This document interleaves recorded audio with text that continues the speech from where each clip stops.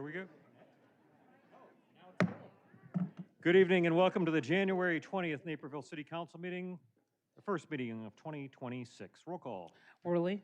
Here. Gibson. Here. Holzhauer. Here. Jane. Here. Kelly. Here. McBroom. Here. Syed. Yep. White. Wilson. Here. Please rise and join me in the Pledge of Allegiance. I pledge allegiance to the flag of the United States of America and to the republic for which it stands, one nation, under God, indivisible, with liberty and justice for all.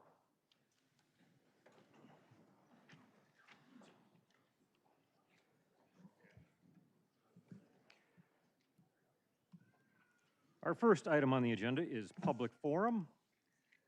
I'd like to remind everyone of the citizen participation rules in the city's municipal code for speaking at city council meetings. Speakers are asked to present their comments in a respectful and courteous manner. Speakers should stay on topic and be cognizant of their words. Personal attacks on council members, staff, other speakers, or members of the audience are not allowed. If inappropriate language or comments are expressed during this meeting, you will be asked immediately to stop commenting. Also, for audience members, there is no cheering and no jeering. Actions such as applauding, cheering, booing, or any other noises during or at the conclusion of any remarks made by any speaker are not allowed. If this occurs, you will be asked to stop immediately, and if it continues to persist, I will recess the meeting until the audience abides by the rules in our city code. No speaker should ever feel intimidated by the crowd. Audience disruption is meant to intimidate those speaking, and I will not allow it in the chambers. Audience members with signs, the signs must not block any other audience member's view. Speakers are given 3 minutes to address the City Council. To help speakers stay within the 3-minute time frame, we have a timer located on the side dais, that is to your right. It gives the visual cue when the 3 minutes are expiring. This will help speakers conclude their comments in a timely manner without being cut off. The timer will buzz when it hits 0, and we will alert the speaker that their time is up.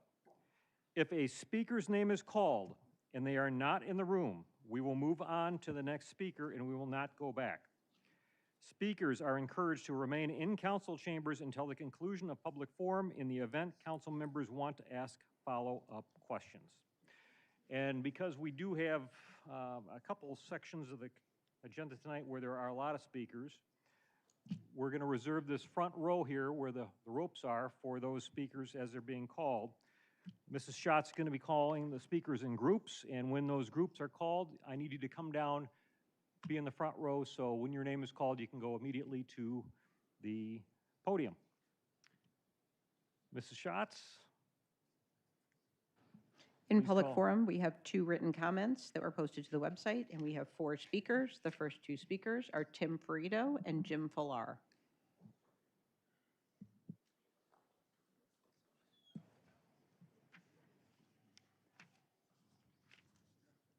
That's not you?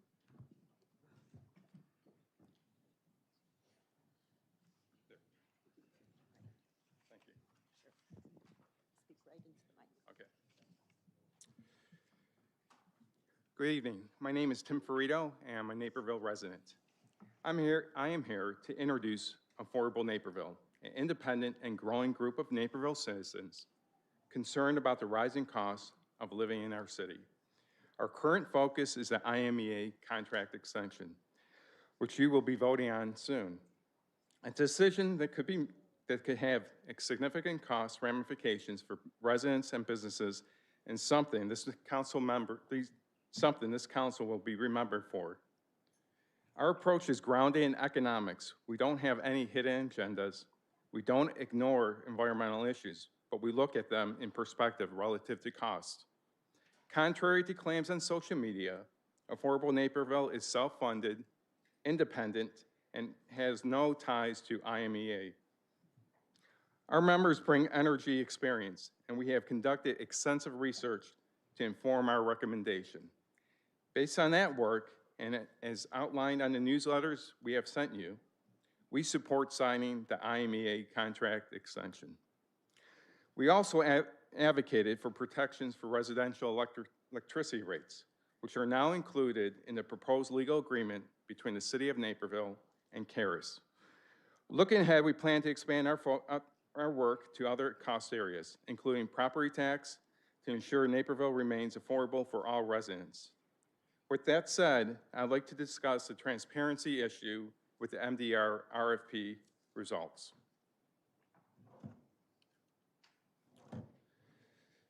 Member-directed resource RFP results were received at the end of October, and still the public has not seen the results. And FOIA was submitted on January 9th for the results, but no response has been received at this time. Illinois and Naperville regulations promote transparency, so hopefully there is a positive response soon. In the meantime, while respecting confidentiality of the bidders, the following questions should be answered. These will be sent to you in email, but for now, I want to highlight a couple of them. How many bids met all the requirements outlined in the RFP? For those that did not, were explanations given? If so, what were they? Second, the RFP requested a load following option, which is what IMEA provides. This is important because it can add significant cost to supply electricity. Was such an option offered by any bidder? If so, what was the approximate premium expressed as a percentage of the block energy bid? Thank you. Thank you. Next speaker. The next speaker is Jim Pilar, followed by Richard Sternal and Marilyn Schweitzer. This is you, right, Mr. Flynn? This is yours?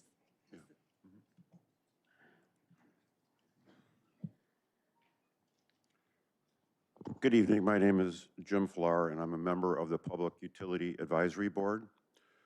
In mathematics, there's a little-known subset of numbers called imaginary numbers. The best way to understand their use is to look at the example, what is the square root of 4? Most people will quickly return the answer 2. But when asked, what is the square root of -4, very few people will provide the correct answer, which is the imaginary number 2i.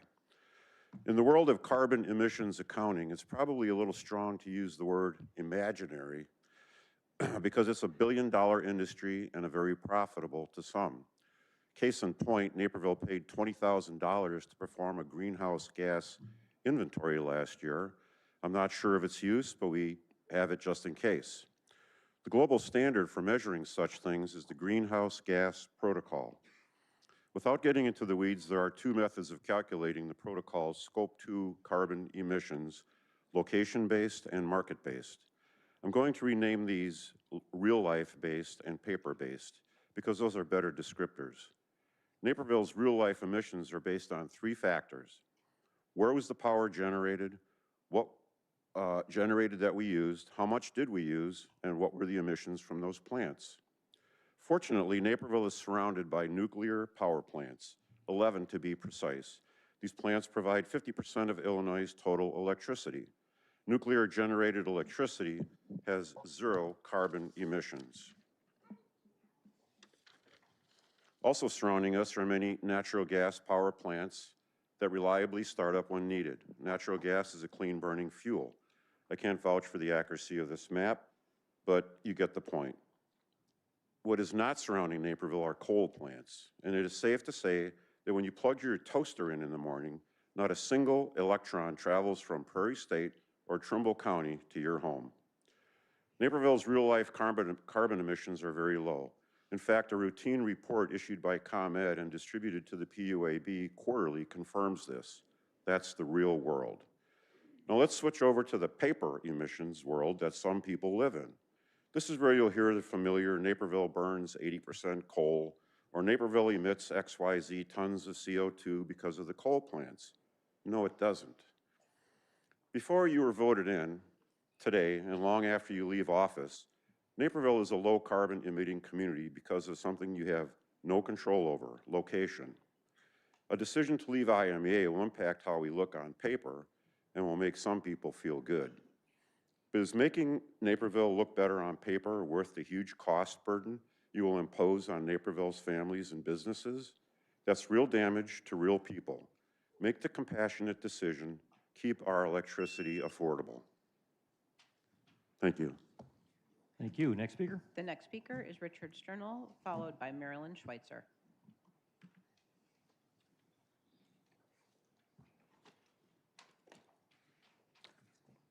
Good evening. My name is Rich Sternal. I've been a resident of Naperville for over 25 years. Now, during my freshman college stat class studying for engineering, the main takeaway I have is figures don't lie, but liars figure. The statement couldn't be more appropriate for the folly of green energy. With regard to the subject of extending the IMA contract before the City Council, has been brought to my attention that the Council is strongly considering converting to green energy. Unfortunately, the City Council has not been very transparent about their deliberations on the matter. If anything, it would appear that the Council is going out of its way to exclude the public. Unlike Bill Nye, science guy, I worked with him at Boeing, sets a plastic globe afire for a dramatic effect. Contrast that the authors, and I've included a short executive version of the paper by Linden and Happer in their paper, Greenhouse Gases and Fossil Fuels Climate Science. They completely discount the argument that CO2 gases will cause irreparable harm to the Earth's atmosphere. Linden is a Sloan Professor of Atmospheric Science Emeritus at MIT, and Happer is a Professor Emeritus at the Department of Physics at Princeton University. Naperville has invested a significant sum of money to make the coal plant clean energy producer. Unlike wind turbines and solar energy farms, it is my understanding that the plant will produce enough economically reliable energy for upwards of 30 years. Additionally, the pamphlet Green Energy is an inflationary boondoggle. Wind and solar require 10 to 15 times the raw materials to produce an equivalent quantity of electricity as coal, natural gas, or nuclear power. And I got a graph in your document to show about how much is needed to produce 1,000 gigawatts. Simply put, you're dramatically increasing your cost just to get the same product. In the end, the perfect policy to destroy the economy. Lastly, I would be remiss if I didn't mention the power requirements of the proposed data center. But from the Caris website that they have up now, Naperville Data Center, they said Naperville is among the most reliable electric utilities in Illinois, reliability ratings that are considerably better than those of ComEd. CO2 only makes up 0.4% of the atmosphere, and man contributes only 0.0016% of the CO2 to the atmosphere. Bottom line, it's fool's gold to believe the green energy is the holy grail with regard to minimizing environmental impact. I want to remind the members of the City Council that you have all the fiduciary responsibility to ensure that Naperville's electricity is reliable, affordable, and compliant with state and federal environmental regulations. Thank you. Thank you. Next speaker. The final speaker in public forum is Marilyn Schweitzer. Good evening. So I want to express my thanks and support for the Naperville Police Department and its leadership, and my appreciation to the City Council for properly funding them. Not every community is so fortunate. In many places, the level of trust between residents and police is easy to see in everyday life. Whether people interact comfortably with officers or avoid them altogether. In my own experience, international visitors once surprised me by asking to have their photos taken with local police officer, and the officer was happy to oblige. That's the kind of interaction that reflects trust. I moved to Naperville in 1987, and over the years I've watched this community work deliberately to improve its policing. Beginning in the early 1990s, with the department embraced community policing philosophies, and successive chiefs have strengthened those efforts by prioritizing officer morale, data-driven policing, transparency, and accountability. Chief Aries took on leadership in 2021 during an extraordinarily stressful time for both the community and the department. That stress has not let up, and yet he has continued to advocate for needed technology and mental health initiatives while emphasizing the importance of strong relationships with the people they serve. As he has said, we are paid to be bothered. Mutual trust is essential. Communities do not reach out to police they do not trust, and bad actors exploit that fear. I saw this firsthand in Colorado, where immigrant-owned businesses were targeted because of deep-seated fears of police and government, fears that local police had to work hard to overcome for the good of the entire community. Trust is built through body cameras, clear identification, and professional training. It is undermined by aggressive, intimidating, heavily armed, masked, or unidentified individuals who may or may not be acting in an official capacity. Those situations create fear and confusion and run counter to the decades of progress made by our police department. That is hard on the community, and I suspect in some ways even harder on our officers. Protesting unprofessional and brute force law enforcement tactics is necessary, not only to respond to events elsewhere, but to protect what we have worked so hard to build here. I appreciate our police, recognize the stress they are under, and fully support their commitment to serving our entire community fairly and responsibly. Thank you very much. Thank you. And now is time for any city council members who have an item for public forum. As a reminder, per the code, council members have 3 minutes to speak during public forum and can speak up to 2 times. Councilman Holzar. Thank you, Mayor. First of all, I want to just thank everyone for coming out tonight. It's great when we see members of our community engaged on an issue. There is a... Okay, how's this? Okay. First of all, thank you to everyone in the crowd who came out tonight. It is wonderful to see an engaged community that cares about issues that are important to all of us. I do want to make sure that in this very important discussion we're having tonight about a data center, it is not lost that we have another very important discussion coming up, which is Naperville's energy future and whether or not we renew with coal power, and that is literally coming up in February. So I just want to make sure that that is not forgotten. With regard to one of the members of our PUAB, I just want, which is our Public Utilities Advisory Board's comments a minute ago, I wanted to ask a question of Mr. Groth, if that's right, Mr. Mayor. Go ahead. Okay, Mr. Groth, when Naperville ratepayers are paying for their electricity, is it fair to say that money is going from the city of Naperville to IMEA? Director Groth. Brian Groth, Electric Utility Director. Yes. And is it fair to say that a significant part of IMEA's dollars then flow to the Trimble County 1 and 2 coal plants and the Prairie State Energy Campus coal plant in Southern Illinois? Yes. Okay. So my comment there is when our dollars are flowing to pay for coal power, I think it is disingenuous to say that is just paper and not the real world. And I am noticing what appears to me an unfortunate trend, which is a board which is supposed to be focused on facts and figures and neutral recommendations is increasingly making what to me seem like anti-science, anti-climate science political arguments which do not belong in a commission. The next appointee that comes forth for this commission, I am going to put a hold, ask for council to do a review so we can do due diligence on this issue, make sure our boards are actually representative of our community. Thank you, Mayor. Thank you. Councilman Broom. Thank you, Mayor. I appreciate everyone's comments. Mr. Fillar, I was going to address this. I'm glad that Councilman Holzhauer addressed it as well.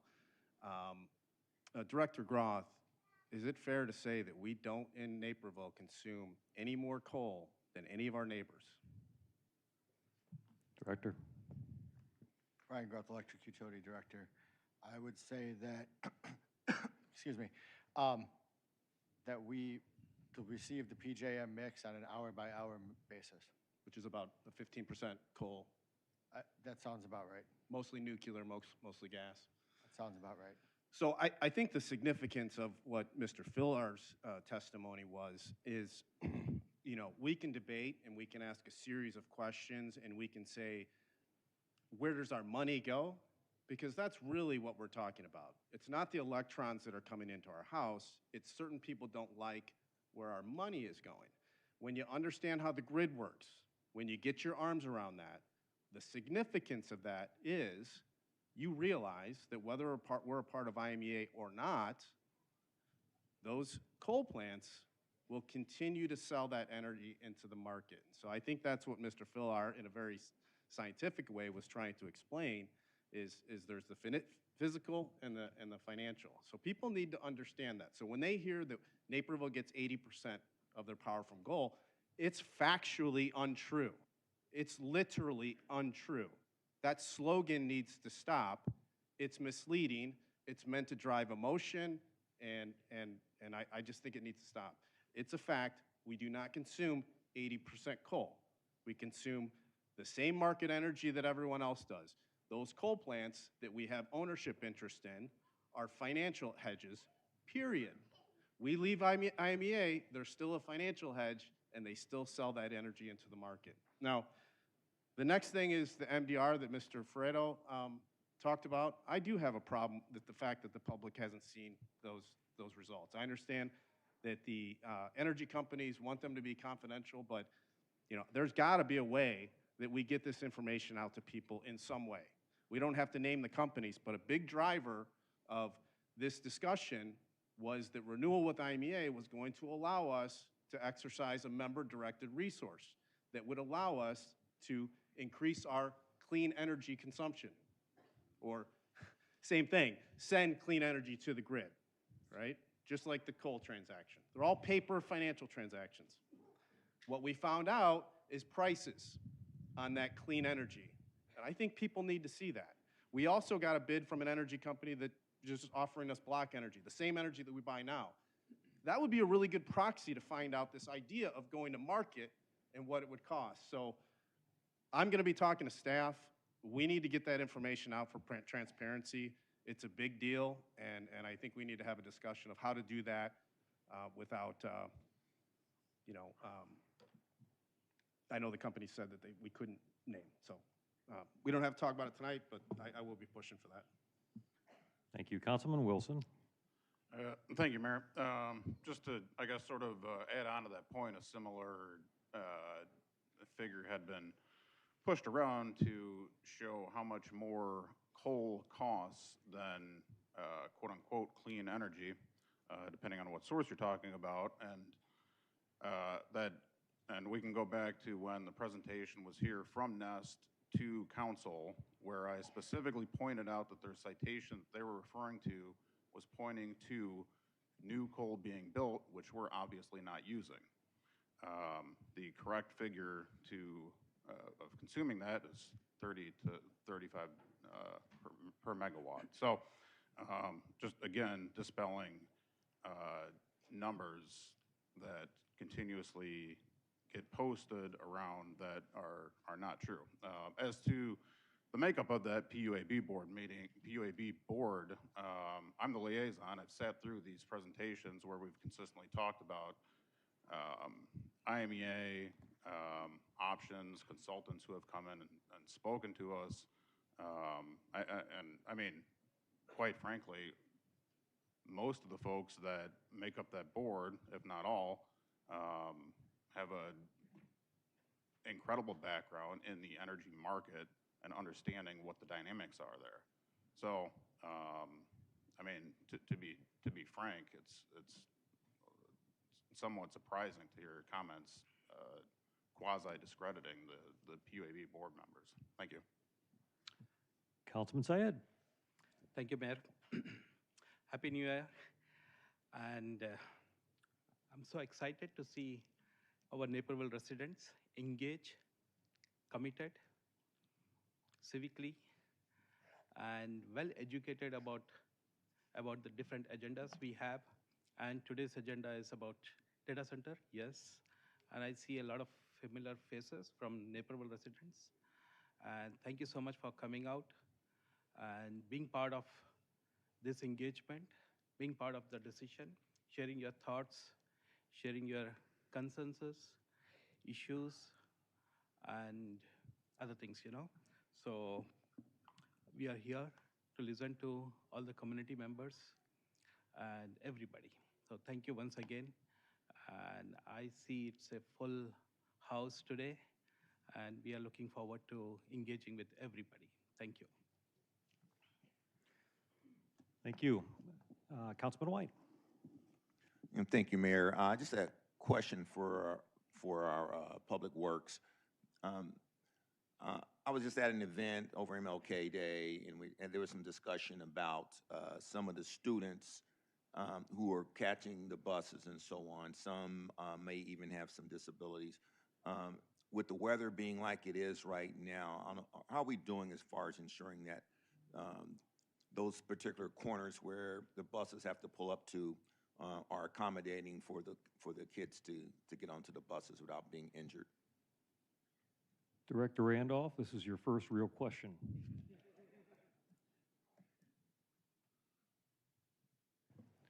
So are you speaking of corners that the city owns or corners that the city owns?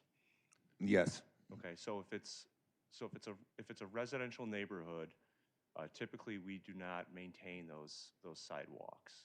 In a downtown area, we have certain maintenance obligations. But so typically it's up to the resident who's adjacent to that sidewalk to make sure that the snow is removed. And then we do our best to not intentionally place snow at corners. So we instruct all of our contractors who are servicing the cul-de-sacs, where to put the snow.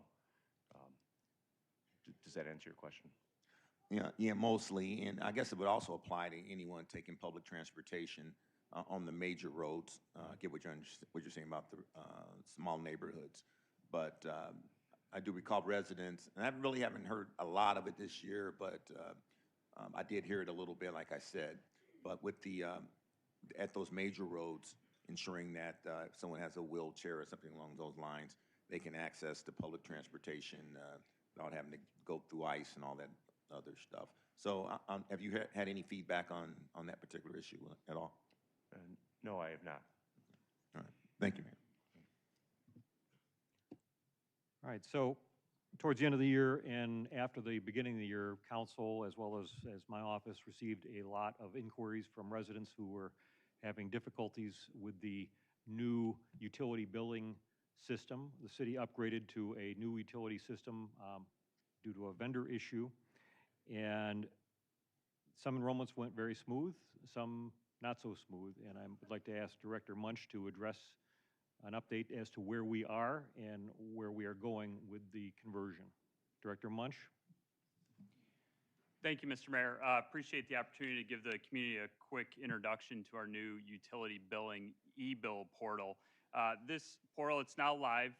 Frankly, it was designed with our customers in mind. We took a lot of feedback that we heard on the old portal, which had been in place for well over a decade, and it had some challenges that our customers were looking for us to work past. And I think we accomplished much of that. Customers' utility account numbers remain the same, their billing cycle remains the same, so that eased the transition to some extent. This new portal allows customers to manage their utility accounts in one secure place. They can view their accounts online, make online payments, they can view their billing history, and they can also set up recurring automatic payments. The portal incorporates the features that customers have asked for the most. It's important to note that this is an entirely new system, so users of our last e-bill system do need to re-enroll, create an entirely new account with a new username and password in this portal. One of the complaints that we heard most often in our old portal were issues with passwords, password expirations, and password resets. We believe this new portal moves past most of those. It gives users full autonomy to control their login credentials, reset passwords. You don't have to call the city to get your account unlocked anymore, so that should be nice for most of our customers. In terms of payment options, a lot of flexibility here. You can log in, make one-time payments. It's relatively easy to do. You can do that with both credit cards or an enrolled bank account. Automatic payments so that your bill will be automatically paid each month can be set up quite easily. And again, that can be done with a stored credit card or a bank account.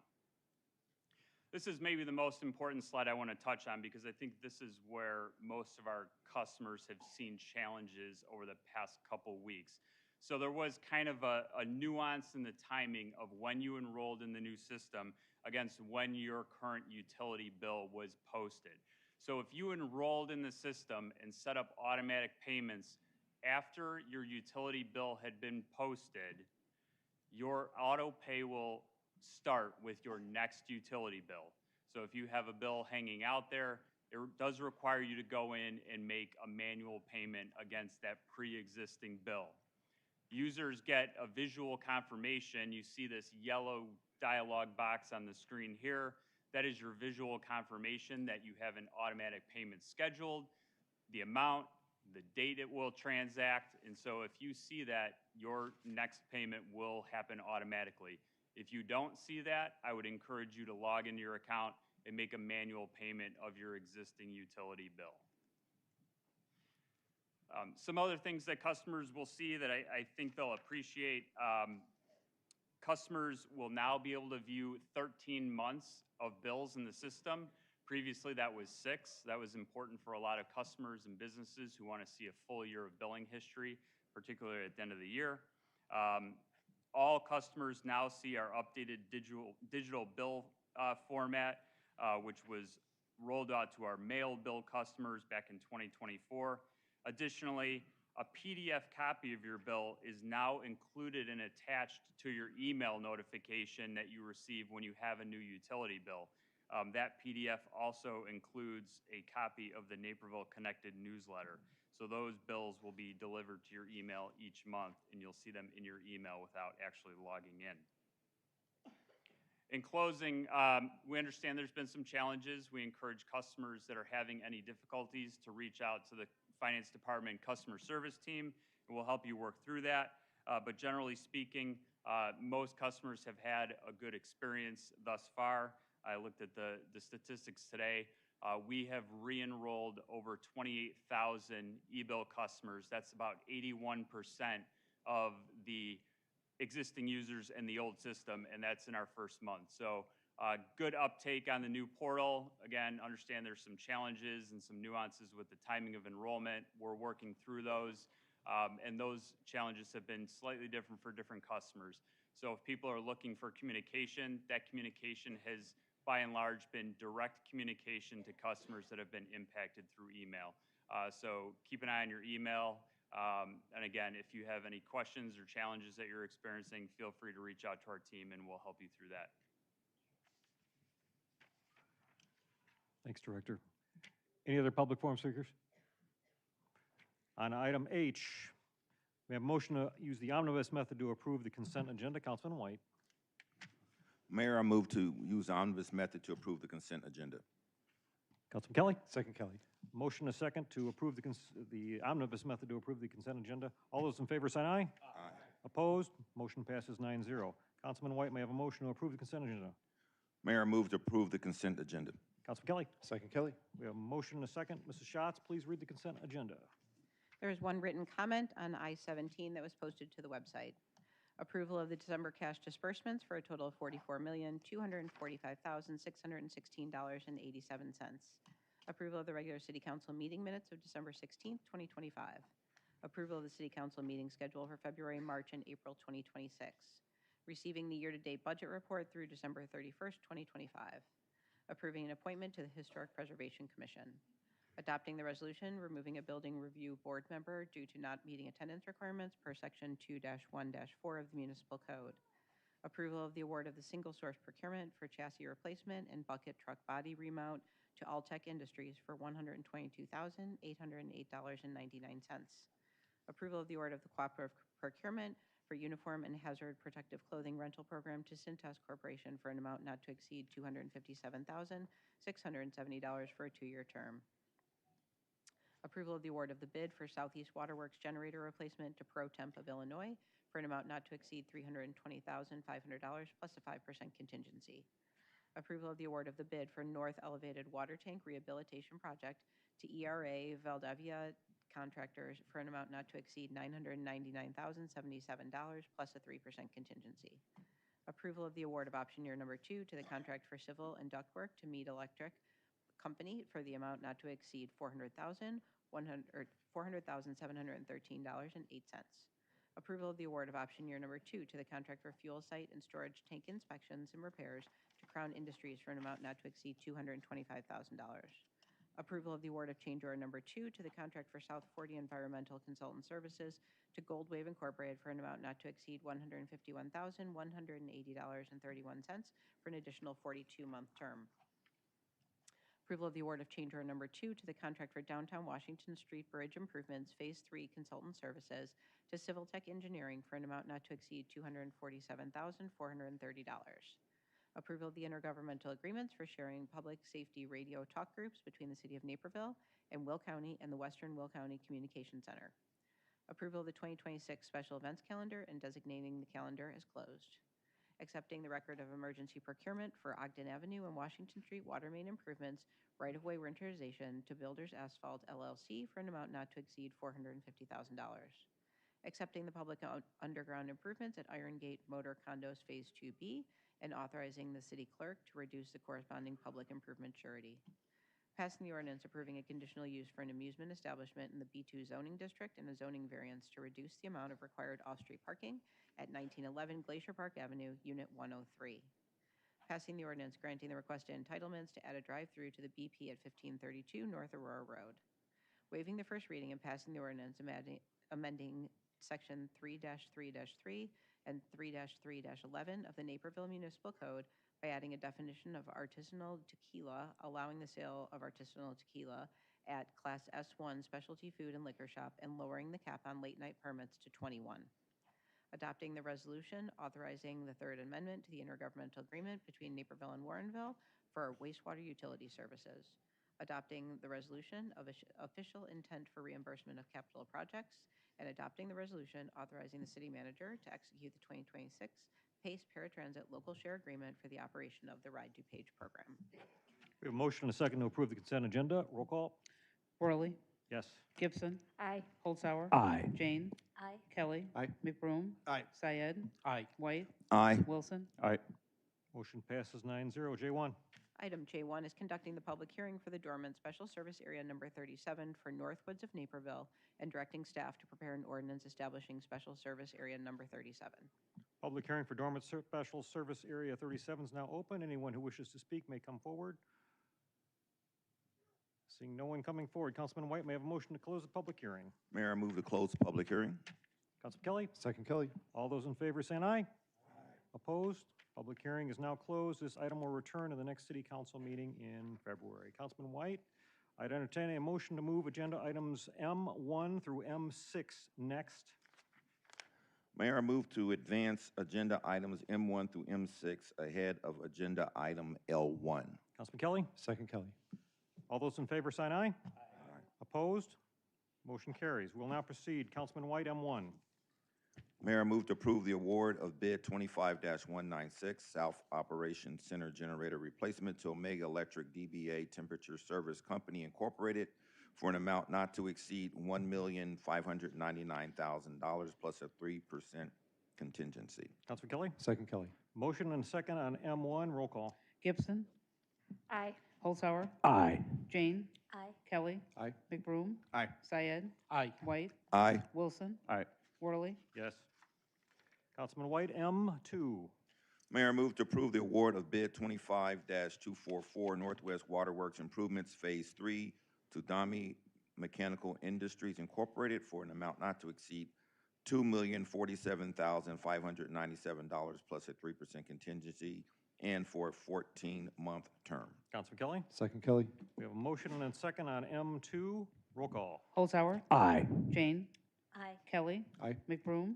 Aye. Syed. Aye. White. Aye. Wilson. Aye. Worley. Yes. Gibson. Aye. Motion passes 9-0. Councilman White, M3. I move to approve the award of bid 25-253 Water Main Improvements to Morrow Sewer Construction for an amount not to exceed $3,678,924.25 plus a 3% contingency for a 17-month term. Councilman Kelly? Second Kelly. We have a motion and a second on M3. Roll call. Jane. Yes. Kelly. Aye. McBroom. Aye. Syed. Aye. White. Aye. Wilson. Aye. Worley. Yes. Gibson. Aye. Holzhauer. Aye. Motion passes 9-0. Councilman White, M4. Mayor, I move to approve the award of bid 25-255 Ogden Avenue Phase 2 Water Main Improvements to Trine Construction Corporation for an amount not to exceed $4,019,300 plus a 3% contingency. Councilman Kelly? Second Kelly. We have a motion and a second on M4. Roll call. Kelly. Aye. McBroom. Aye. Syed, Aye. White, Aye. Wilson, Aye. Worley, Yes. Gibson, Aye. Holzhauer, Aye. Jane, Aye. Motion passes 9-0. Councilman White, M5. I move to approve the award of RFP 25-191, Electric GIS Utility Network Implementation and Migration to Ramtech Software Solutions Incorporated for an amount not to exceed $2,469,059. Councilman Kelly. Second Kelly. We have a motion and a second on M5. Roll call. McBroom, Aye. Syed, Aye. White, Aye. Wilson, Aye. Worley, Yes. Gibson, Aye. Holzhauer, Aye. Jane, Aye. Kelly, Aye. Motion passes 9-0. Councilman White, M6. Mayor, I move to approve the award of option year number 3 to contract 23-046 fuel delivery motor fuel and tank wagon to Luke Oil Company Incorporated and Al Warren Oil Company Incorporated for an amount not to exceed $1,300,000 and for a one-year term. Councilman Kelly. Second Kelly. We have a motion and a second on M6. Roll call. Syed, Aye. White, Aye. Wilson, Aye. Worley, Yes. Gibson, Aye. Holzhauer, Aye. Jane, Aye. Kelly, Aye. McBroom, Aye. Motion passes 9-0. L1. Item L1 is a recommendation to consider the request for approval of a conditional use for a data center, variances for parking and equipment screening wall height, and an owner's acknowledgement and acceptance agreement for the property located at 1960 Lucent Lane, Karis Critical Data Center. 18 comments were posted to the website, 3 statements of support, 88 positions of opposition, and we have 47 speakers signed up to speak. Okay. Before we get into the speakers and the petitioner, I just want to remind everyone that the public forum rules that I read at the beginning of the meeting, those still apply throughout the proceedings here in the council chambers. So I expect any comments to be respectful and in a courteous manner. If participation rules are violated, we'll be asking people to stop immediately, and we don't want to have to recess the meeting. We'd like to make sure everybody is heard. It's so important for us to hear all the opinions in the room without any sort of disruption. Again, reminder for people with signs, the signs cannot block the view of any other person in the audience. So you can keep your sign at below your neck in such cases if you're sitting, but you can't block other people in the room. And we're going to start with the petitioner's presentation, which is allotted 10 minutes. The timer over on the side dais, the clerks will be maintaining a manual timer, so you will not see a 10-minute countdown timer because we bought a cheap clock. It only does 3 minutes at a time. The public comment section after the petitioner's 10 minutes, you will see the 3-minute clock in effect, and that is to help you make sure you can get all of your message delivered within that 3-minute countdown. And then after the public portion of the comments, then we will go into the rebuttal from the petitioner, which is 5 minutes. And again, our clock doesn't do 5 minutes either, at which time, when the rebuttal's over, then we will engage the council in all of their questions. And we do encourage you to stay, so if there's questions that council members have from either public commenters or the petitioner, for sure, we can get those questions answered. Counselor?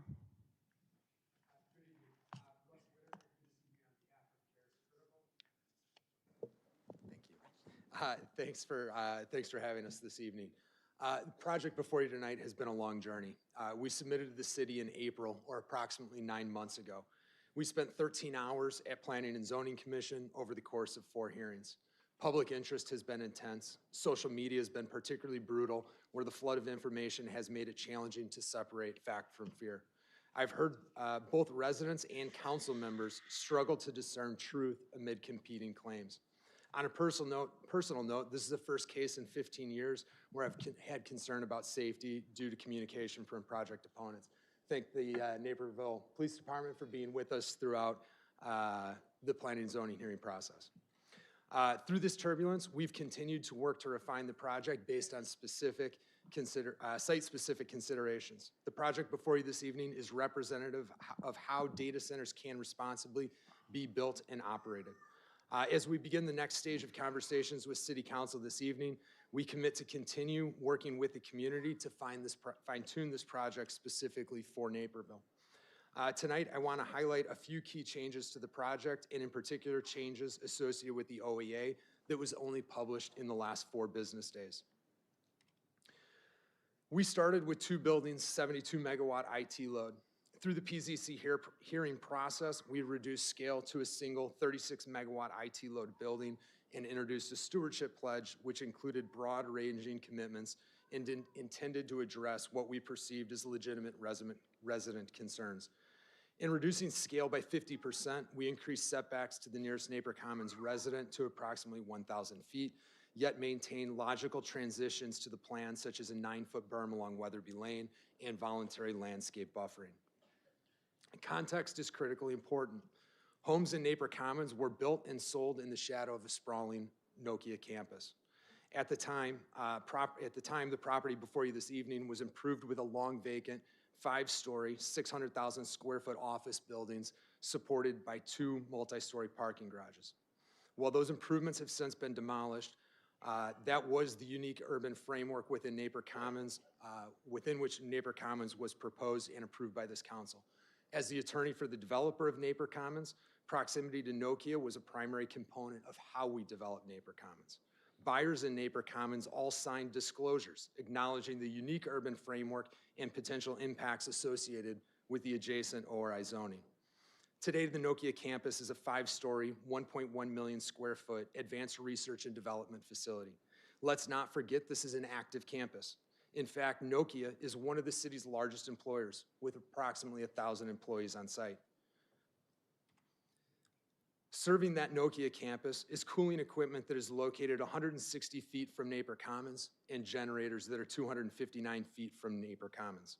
To be clear, this equipment or components of this equipment serve an existing data center within the larger Nokia research and development operation. This equipment and the data center at Nokia all predate the development of Napier Commons. It is incontrovertible that this operation, in very close proximity to Napier Commons, did not inhibit residential development at Napier Commons. Much to the contrary, the homes in Napier Commons sold at prices above expectations within this context. This historical context weighs significantly in favor of the proposal before you this evening. As I noted previously, it's been 4 business days since the OEA was published. I've not had opportunity to meet with any of you to discuss the substantial changes to the project as a result of the OEA. The most substantial change in the OAA is a second reduction in the scale of the proposed facility. As a result of the OAA limitations, the project before you is no longer a Phase 1A, Phase 1B, 36 megawatt IT load project that was before the Plan Commission. While the Plan Commission voted 8-1 in support of the 36 megawatt IT proposal, with very direct and specific statements about the project meeting standards for the conditional use, the documentation before you this evening is much more restrictive. It permits only 24 megawatt IT load to be constructed. This represents another 33% reduction in scale. That's a 33% reduction in scale after the city's planning staff found that the project met standards for conditional use. It's a 33% reduction in scale after the city's Planning and Zoning Commission overwhelmingly found that we met the standards for a conditional use. To be clear, with this new reduction in scale, there is a corresponding reduction in the square footage of the building and the equipment necessary to operate the data center, including both generators and cooling equipment. There is no need for a 214,000 square foot building. The 145,000 square foot Phase 1A building appropriately accommodates the 24 megawatt IT load permitted under the OAA. While we met applicable legal standards associated with noise and emissions at 36 megawatts IT load, we are further below those thresholds with the OAA before you this evening. This underscores our commitment to working with the community. Tonight, we ask the same of the council. Work with us to refine the project to fit the community. Considering the historical context of homes in Napier Commons, selling despite proximity to the Nokia data center and associated infrastructure that is 4 to 5 times closer than what we propose here this evening, it would be disingenuous to suggest that there is nothing that could be done to make this project fit the community. The CARES data center is consistent with both the underlying zoning and 60 years of Nokia campus being a center of innovation, investment, and jobs in the city of Naperville. To exemplify my point, the 36 megawatt IT plan approved by PZC included 24 generators. Those generators have been widely discussed and are a primary source of fear underlying opposition from residents in Napier Commons. At 24 megawatt IT load, only 12 generators are required to provide backup power to the facility. This obviously represents a significant change in expectations. It also fundamentally changes any calculation of the impacts associated with the proposed development, which is the foundation of this council's consideration this evening. The same concept holds true with respect to cooling equipment. While 24 rooftop HVAC units were programmed for purpose of the noise impact assessment, we are at 16 HVAC units as a result of changes dictated by the OAA. That is 16 HVAC units approximately 1,000 feet from Napier Commons, while existing conditions at Nokia include 8 HVAC units at 160 feet. It would be arbitrary for this council to make a decision this evening without further investigation of the impacts associated with this change. Our development team is full of Naperville residents. I live and work in Naperville. Greg lives and works in Naperville or adjacent to Naperville. Many of you know us personally.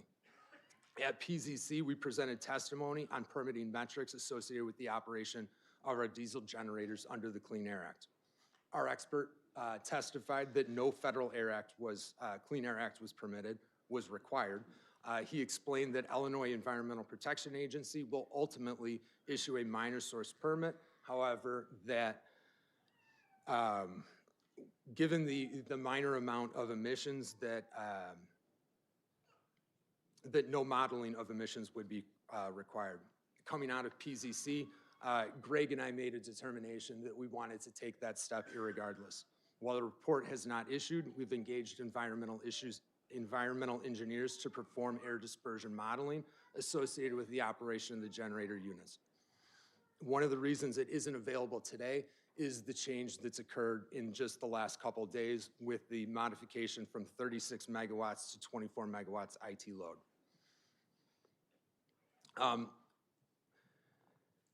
We're doing this work at tens of thousands of dollars of cost, again, not because it's required, but because we've made every effort to address this case in a comprehensive manner.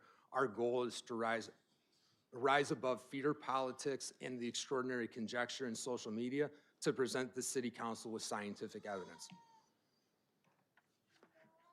It is indisputable that data centers are core to our modern economy. The Pritzker administration has made data center development a core element of its economic policy. The Trump administration has done the same. If Trump and Pritzker are aligned on the importance of data centers, I think the Naperville City Council should take notice. My ask of you tonight is not a final decision on this project. My ask of you this evening is to continue the conversation, to provide feedback on the current state of plans, to continue the case to February, to allow us the opportunity to continue down the path we've been on for the last 9 months, right-sizing the project and helping the community understand why this is an important investment for the community. Thank you. Thank you. Now we'll go into the public speakers. Are we able to ask petitioner questions, Mayor? Or is that after? We're going to do it after. Okay. Ms. Schatz, call the first speaker, and then go ahead and call the groups. And as a reminder, as the groups are called, we want the groups to come to that front row here in the ropes so we can make sure that we're processing the public speakers as efficiently as we possibly can. The first 4 speakers are Rich Janner, Teresa Belmonte, Asim Babar, and Priya Vincent.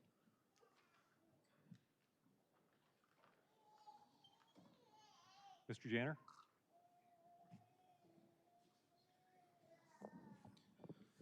Good evening. My name is Rich Janner, Naperville resident and business owner. During your December meeting, as you may recall, I reported on the momentum within the data center opposition movement. Today, I can provide an update that opposition is more widespread, more bipartisan, and stronger than ever before.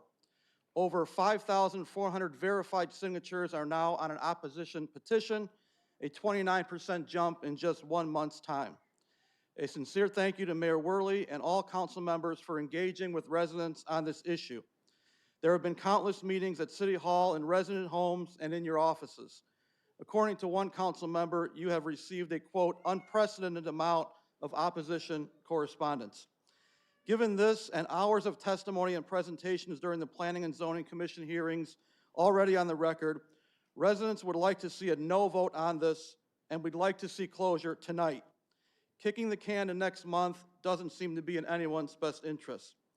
Out of respect for your time, some speakers will yield their 3 minutes and voluntarily forego the opportunity to speak tonight. In lieu of hours and hours of opposition public comment, residents opposed to the data center will stand now for a brief moment.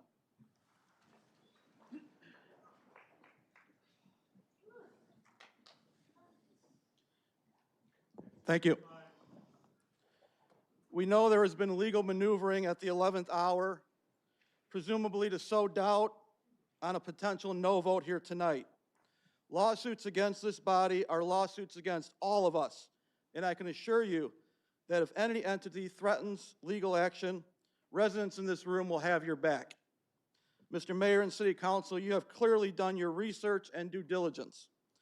This is undisputed. You've acted responsibly and have not acted recklessly in any way. We would urge you to do what's right here and govern from a position of strength and not a position of fear. Elected officials have vast authority to make decisions deemed in the best interest of the city overall. As was brought out during planning and zoning hearings and acknowledged by PZC commissioners in their comments, your authority as an elected official far exceeds any appointee or staff member. If you choose to base your decision on the so-called 4 conditions, then the burden of proof rests with the petitioner to prove all 4 conditions are met. We hope you'll ultimately decide tonight that the 4-way test has not been met and will not be met. Our resident attorney, Edwin Cruz, has met with a prominent law firm specializing in this specific area of Illinois zoning law. This meeting validated our original determination that all 4 conditions are absolutely relevant and should lead to a clear path for denial. In conclusion, you'll hear today loud and clear over and over that your constituents do not want a data center in this location. Let's close the book on the data center, and let's close it tonight. Thank you. Next speaker. The next speaker is Teresa Belmonte, followed by Asim Babar. Good evening, Teresa Belmonte, Naperville resident. Like my fellow residents and neighbors, I urge you to vote no on this proposal this evening. Thank you. Thank you. Next speaker. The next speakers are Asim Babar, Priya Vincent, Lori Melhart, and Jamie Wint. Good evening, Mayor Worley and members of the council. My name is Asim Babar. I'm a board-certified physician in both cardiology and internal medicine and a member of the teaching faculty at a local VA hospital. I did not actually want to have to speak again, and I'm sure many of you may be sick of hearing me as well, but I felt it was necessary to respond to the petitioner's suggestion of conducting dispersion modeling for the proposed data center. First of all, they had many months, 9 months I believe he said, to conduct such study, and raising it immediately prior to potential council vote functions as a request for delay rather than as a meaningful safeguard. Second, dispersion modeling does not establish safety. Rather, it only evaluates regulatory compliance by agencies that admittedly no longer value human outcomes. These models assume ideal conditions including weather, fully functioning controls, and controlled runtimes. It does not capture real-world factors such as generator testing, startup emissions, equipment aging, extended outages, and most critically, the effects of repeated near-field exposure on residents living immediately next door. As has already been discussed ad nauseum, diesel generators represent significant risks when placed near residences, as diesel exhaust at any amount is classified as carcinogenic to humans by the World Health Organization. The peer-reviewed scientific evidence is unequivocal. A landmark study of nearly 19 million U.S. Medicare recipients published in the New England Journal of Medicine found that long-term exposure to fine particulate matter is associated with significantly increased mortality from cardiovascular disease, respiratory disease, and lung cancer, even at concentrations below current regulatory standards. Meta-analyses further demonstrate that each incremental increase in PM2.5 particles is linked to a higher overall cancer risk. In addition, controlled human exposure studies show that diesel exhaust causes acute airway inflammation and cardiovascular stress following short-term exposures. Together, this body of evidence makes clear that dispersion modeling does not negate the fundamental reality that emissions, when experienced repeatedly and at close proximity, pose meaningful long-term health risks. You may hear that the generators are advanced, run times are limited, and the model will be conservative, but health risk is driven by proximity and repetition, not annual averages. And just remember that at half the difference from I-88, the potential air pollution exposure to the nearest homes is squared, not doubled. 24 generators positioned next to homes create chronic near-field exposure, exactly where dispersion modeling is least reliable and public health evidence is most concerning. This is why any potential suggestion to delay a decision until modeling is available is not a neutral request for information. It is a request to postpone a land use decision based on a tool that cannot resolve the fundamental question before you. Is it appropriate to place heavy diesel infrastructure immediately adjacent to homes? The scientific facts, the zoning considerations, and the public health risks we have already articulated are clear. Waiting for an unreliable modeling does not reduce risk, it simply delays accountability. The only dispersion modeling we need is of everyone in this auditorium leaving happily, safely, and at a reasonable time this evening. Please vote in opposition to this proposal tonight. Thank you once again. Thank you. Next speaker. The next speaker is Priya Vincent. Members of the council, my name is Priya Vincent. I'm a resident of Naperville. I'm here tonight because of the proposed Keras data center raises serious concerns about public health and long-term well-being of our community, concerns that affect me personally. I have shared my personal health stories with many of you on the council, and you know why this issue matters so deeply to me. I want to focus on condition use 1. The Illinois Constitution makes your responsibility in this matter clear. Article 11, Section 1 states, "It is the duty of every person at every level of government to provide and maintain a healthful environment for the benefit of this and future generations." Article 11, Section 2 affirms that each person has the right to a healthful environment and the power to enforce that right when it is threatened. These are not symbolic statements. They are binding standards. When a project poses a risk to public health, the city has a constitutional duty to evaluate those risks with the utmost care and to act in the interest of protecting the community. Your home rule authority is a tool to enhance the lives of Naperville residents, not a loophole to bypass environmental protection guaranteed to us by the state constitution. Residents have raised serious and evidence-based concerns about the health impact of the data center. These concerns are lived realities for the people in this community. We deserve more than an acknowledgement. We require action grounded in your constitutional duty to protect the healthful environment of current and future generations. Home rule authority does not give the city permission to prioritize private development over public well-being. I ask you to uphold the responsibilities entrusted to you. Naperville's legacy of careful planning, true community stewardship deserves to be honored. Rejecting this proposal will protect the people who call the city home. For decades, the Naperville has earned its reputation for responsible leadership and as a desirable place to live. Tonight is an opportunity to show that this commitment still matters. Thank you for your time and your dedication to the people of Naperville. Thank you. Next speaker. The next speaker is Lori Melhart, followed by Jamie Wint and Steve Jarvis. Hello, my name is Lori Melhart. I am a resident of Donata Woods, and I'm an active local voter in Naperville. I know we have a fair number of union representatives here today, and I want to just say that we are with you. We are not against development at this location, but this particular development at this particular location poses significant risks to neighboring residents and is not aligned with the city's master plan that calls for medium density residential here. Thank you. Thank you. Next speaker. The next speaker is Jamie Wint. Hi, my name is Jamie Wendt. I live in Napier Commons as well, and I'm going to make it short and sweet. I just ask you to oppose this, and I ask you to please do it tonight so we can just move forward with our lives. Thank you. Next speaker. The next speakers are Steve Jarvis, followed by Heba Suleiman, Whitney Glowacki, and Sujay Shah. Good evening. My name is Steve Jarvis. I'm a Naperville resident living near the proposed data center site. I've already shared my opinion in objection of this topic by mail and email, and tonight I respectfully ask that you vote no on Keras' proposal. Thank you. Thank you. Next speaker. The next speaker is Heba Suleiman. Good evening. My name is Heba Suleiman. I am a resident of Napier Commons, and I would ask that you vote no against approving this data center. Thank you. Thank you. Next speaker. The next speakers are Whitney Glowacki, Sujay Shah, Amanda Laughlin, and Edwin Cruz. As a reminder, as you hear your name mentioned, please move to the front row. Go ahead. All right, first I would like to define sustainability. It is the ability to maintain a certain rate and standard of living. We stay sustainable by preventing the depletion of natural resources in order to maintain an ecological balance. The Naperville Data Center is the exact opposite of sustainability. A Naperville data center the damage will outlast our lifetimes, and it's embarrassing that we're even having this conversation in the first place. My name is Whitney Glowacki, and I learned to drive in downtown Naperville over 20 years ago, and I plan to die in my Naperville home. I will fight like the Lorax to prevent WALL-E from coming true.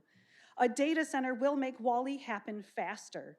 Communities with data centers only prove that our concerns are valid. Look what businesses the Naperville is invested in: Tesla, Amazon, and now AI. Those are the fingerprints of the 1% stealing our community. The Naperville data center is the last straw. We do not want a data center anywhere in Naperville or even Illinois. Not near our homes, not near our trees, and not near our water. The residents will not forget this at voting time. Naperville needs to focus on building the infrastructure that will be sustainable in the future so the city is ready when the coal contract is finished. Naperville should not be investing in a data center.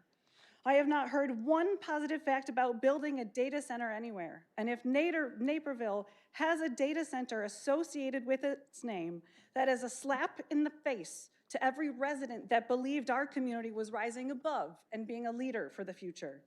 The data center is a stab in the back for every human not included in the 1%. The fact that the city of Naperville is even entertaining this idea is embarrassing. And if the Naperville data center succeeds, Naperville must relinquish any and every claim at being sustainable. Thank you. Next speaker. The next speaker is Sujay Shah, followed by Amanda Laughlin, Edwin Cruz, and Barbara Benson. Dear members of the City Council, thank you for the opportunity to speak. My name is Sujay Shah, and I'm a board-certified medical oncologist. I have addressed this council and the PZC before regarding the serious health risks posed by the proposed data center due to its proximity to surrounding neighborhoods, including for our most vulnerable residents, like young children. 25 physicians from multiple specialties, including oncology and cardiology, have already presented extensive evidence-based data to this council, so I'm not going to run through all of that again here today. I want to focus on the question before you. Does this proposal meet the city's conditional use criteria? A conditional use is an exception. It is not an entitlement. And when that exception involves a permanent facility with permanent exposures for surrounding residents, the bar must be very high. If that bar is lowered, the condition loses meaning. Condition 1 requires that the use not be detrimental to or endanger public health, safety, or general welfare. That determination requires an honest benefit-risk assessment, and that's where the data matters. We have presented 4 layers of supportive data. First, diesel exhaust is a known carcinogen. That is not debatable. Second, risk increases when diesel exhaust comes from stationary, concentrated sources, exactly what is proposed here. This is not the same as diesel exhaust from an Amazon truck or fast-moving traffic on a highway half a mile away. And that is why historically, heavy industry is separated and placed away from residential neighborhoods. The petitioner's last-second revised plan to reduce the diesel generators to still a significant number of 12 actually proves this point as a significant risk. Third, Tier 4 emission controls do not eliminate health risk. PM 2.5 is still released, and ultrafine particles, which are unregulated under Tier 4, remain a big concern. These particles are strongly linked to respiratory disease and increased cancer risk. Fourth, while data centers of this scale are relatively new, early warning signs already exist. We have previously presented data projecting a substantial number of asthma cases linked to diesel generator permitting for data centers in Virginia. We do not ignore early warning signs, we act on them. Let me put this in everyday terms. In hospitals, radiation sources are shielded and kept away from public areas. Why? Because proximity substantially increases risk. Likewise, we don't allow for smoking near schools or playgrounds. Why? Because proximity substantially increases risk. At gas stations, we are required to turn off our engines when we fill up. Why? Because proximity substantially increases risk. Protecting families means creating distance from risk, not trying to learn to live beside it. This comes down to unavoidable truths. Exposure to carcinogens causes material adverse health impacts, and proximity amplifies these risks. The data and logic here are clear. Condition 1 is not met, and this proposal should be denied. Thank you. Thank you. Next speaker. The next speaker is Amanda Laughlin. Good evening, Mayor and council members. My name is Amanda Laughlin, and my family has been in Naperville for just over 5 decades.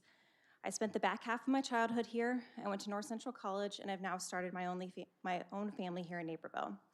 We chose to put down roots here probably for the same reason that many of you have.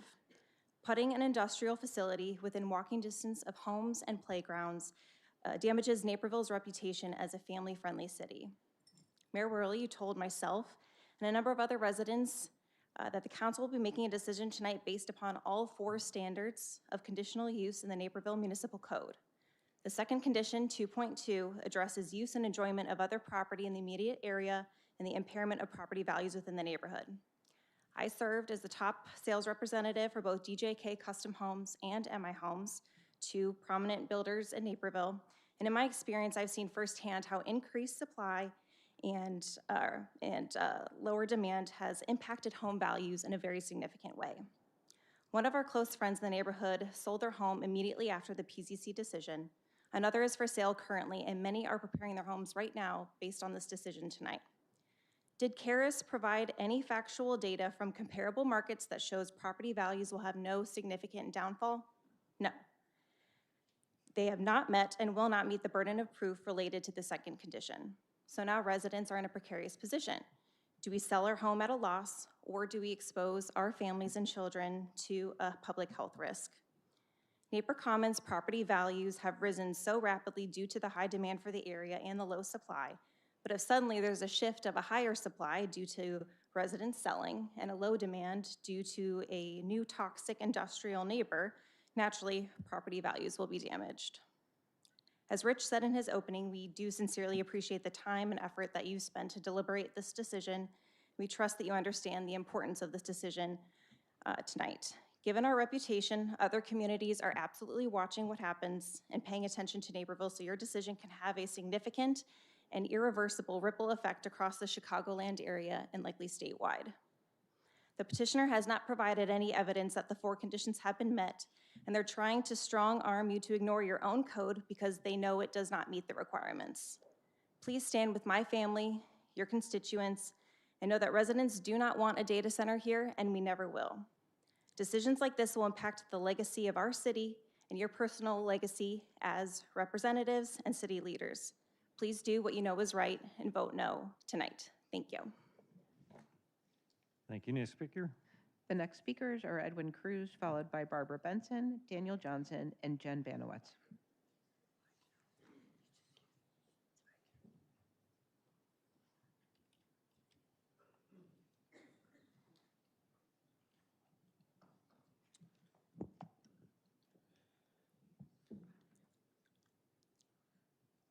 It's been suggested that relying on the master plan to deny this proposal would be unlawful because your decision would be reviewed by courts as a legislative decision, where the question would be whether it was arbitrary or unreasonable. We don't dispute that standard of review.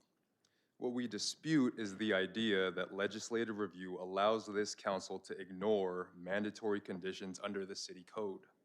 The code is explicit. A conditional use can only be approved if all 4 conditions are met, including no conflict with the master plan. Legislative review does not erase this requirement. From a risk perspective, approving a conditional use without a defensible finding on a required condition exposes the city to challenge, whereas a decision, whether a denial or an approval, that follows the code and is supported by the record is on much more solid legal footing. Litigation counsel has independently reviewed this analysis and confirmed that it reflects settled Illinois zoning law. Now, having laid out the legal framework, Let's turn to requirement 1, which is on your screen. Now, council should be reasonable here. This requirement, number 1, shouldn't disqualify projects for trivial impacts that come with every land use. But it is designed to prevent real and reasonably foreseeable harms. Even after petitioners proposed mitigations, this facility would still produce carcinogenic diesel exhaust, at least during testing and outages, and continuous low-frequency noise, all within very close proximity to homes. Plus, unprecedented strain on the electrical grid.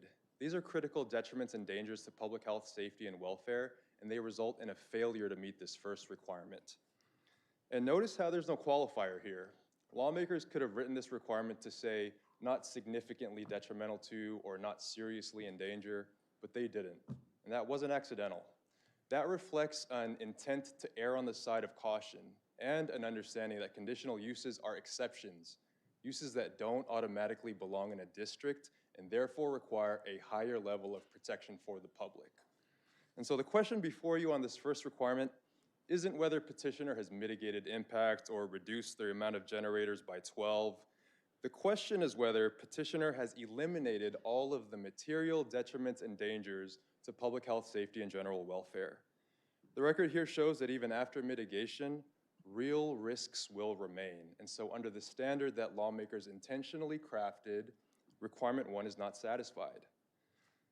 Because these four criteria are mandatory and remain unmet, the ordinance doesn't leave this up to discretion. It imposes an obligation on your part, and that obligation is denial.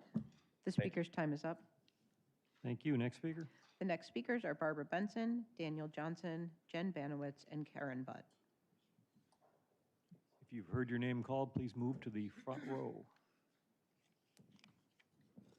Good evening. I'm Barbara Benson, the chair of the Building and Development Committee and on the leadership team of NEST, giving tonight's comments on the Caris Data Center proposal. Since the fall, NEST has recommended to the Planning and Zoning Commission to take a pause on approving the Caris Data Center. This position is rooted in a critical reality. Naperville's current codes are outdated and fail to account for the unique complexity of data centers.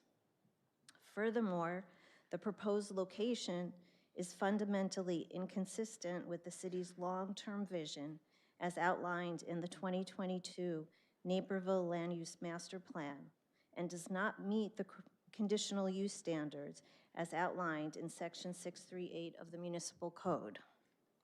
Recent reports highlight a troubling national trend.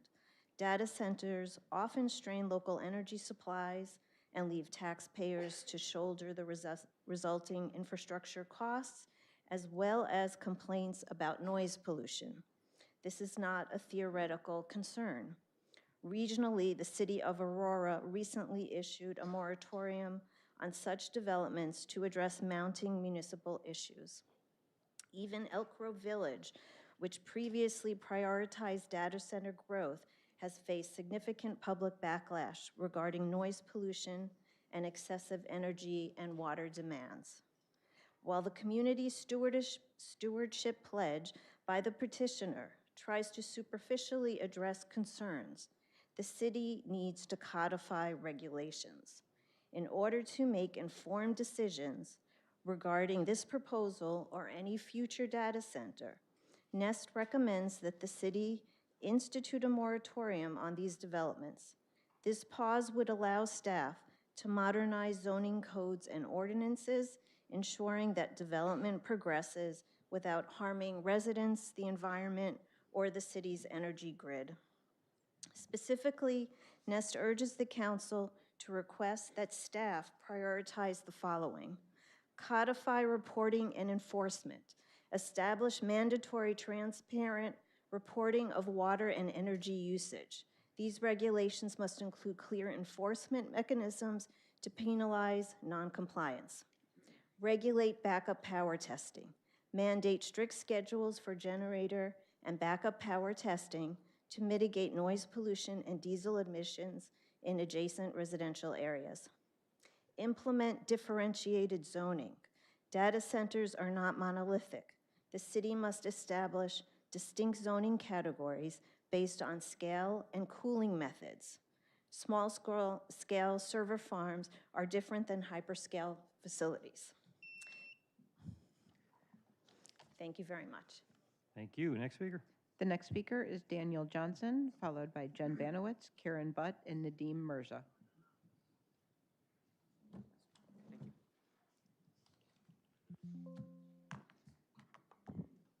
My name is Dan Johnson. I'm a lifelong Naperville resident. As you can see on the screen, recent conditional use requests that have come before City Council unequivocally and invariably state their compliance with the master plan as required by Condition 4. These statements are included in their required response to standards document.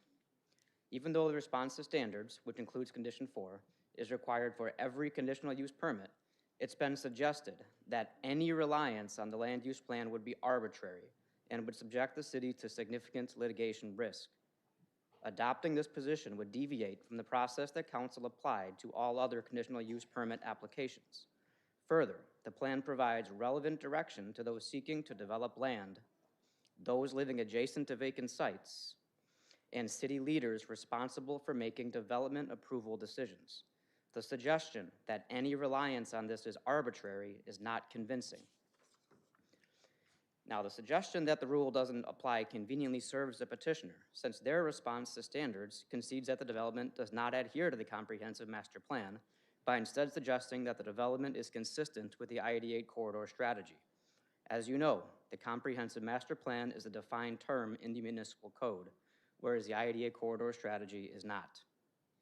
Condition 4 requires the petitioner to prove no conflict exists between the proposed use and the master plan, not that the proposed use is generally consistent or reasonably aligned.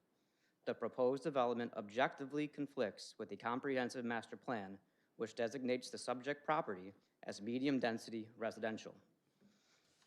The rule itself requires the petitioner to prove that there is no conflict between the plan and the proposed use, and it does not provide discretion for City Council to waive the requirement. Disregarding Condition 4 entirely, as has been suggested, would be effectively rewriting the code and operating outside the bounds of the city's ordinance. Condition 4 is not a light switch that can be turned on and off at the petitioner's request. Condition 4 is straightforward and doesn't require legal gymnastics. It simply requires a plain language application, which leads to the conclusion that the requirement is not met. Without consideration of Condition 4, approval of this conditional use would lack the evidence and the finding that the law requires. Thank you. Thank you. Next speaker. The next speaker is Jen Banowitz, followed by Karen Butt and Nadeem Mirza. Good evening, I'm Jen Banowitz. I've lived in Naperville for 24 years. I wanted to take a quick second and thank all of you who've met with our neighbors, and I've learned more about data centers than I ever thought I would. But I also have learned a lot about city government, and I really appreciate the time you have listened to your constituents. It means a lot, and I'm also really proud of my neighbors who have really rallied around this cause. Anyway, I am going to yield the rest of my time because I want this shut down tonight. So on to the next speaker. Thank you again for your time. Thank you. Next speaker. The next speaker is Karen Butt. Hi, my name is Catherine Butt. Why I want my neighborhood safe. First of all, I don't want anyone to bring in particles they are not supposed to. That means build it in a totally clear spot where there are no houses, and no one wants to always have a stinky smell in their house. Next, it can really affect people's hearing. All that deep humming. Last, I bet almost everyone wants peace and calm, right? One of my school rules is to be safe. Is building a data center safe? Another one of the rules is to be respectful. Is building a data center respectful?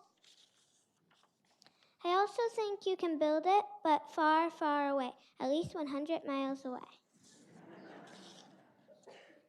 Data centers and 5 senses. Data centers and our 5 senses don't go together. Data centers can affect almost all our 5 senses. It can affect hearing and breathing. Please keep us safe. Thank you. Next speaker. The next speakers are Nadeem Mirza, James Butt, Clara Lambert, and Maxwell Watkins. I'm Nadeem Mirza. I'm a Naperville resident. Most of you have seen me before.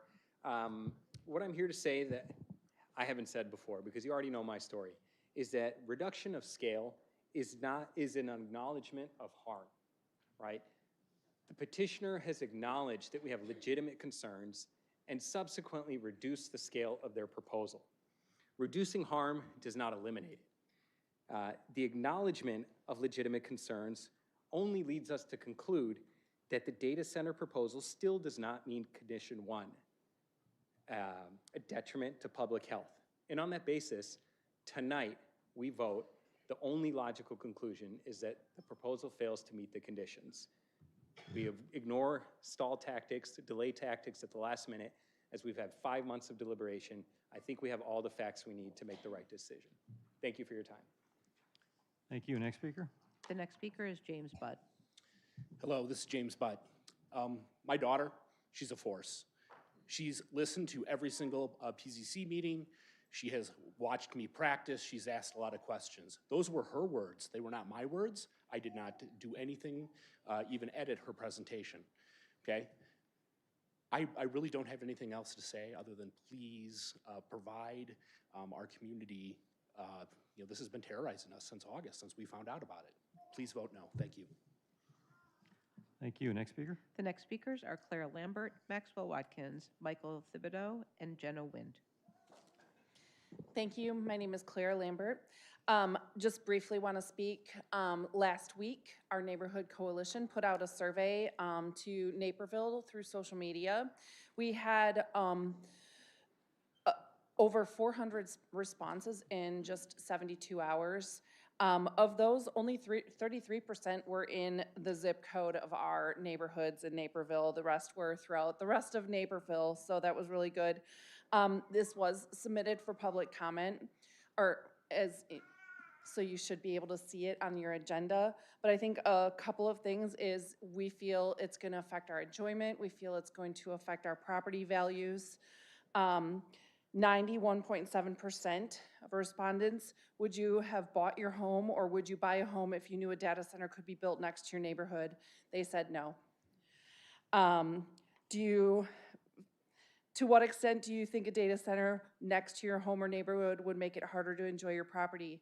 92.6% said it would be hard to enjoy their property. So please listen to your constituents. Thank you.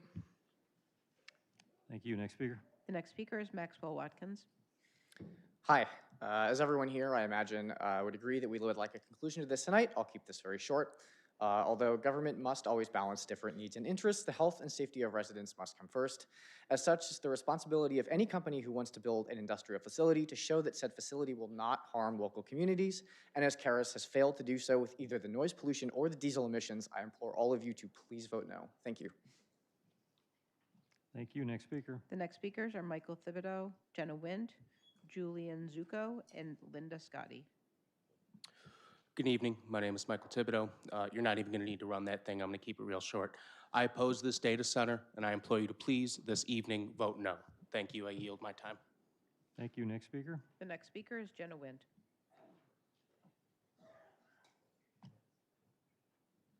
The next speaker is Julian Zucco.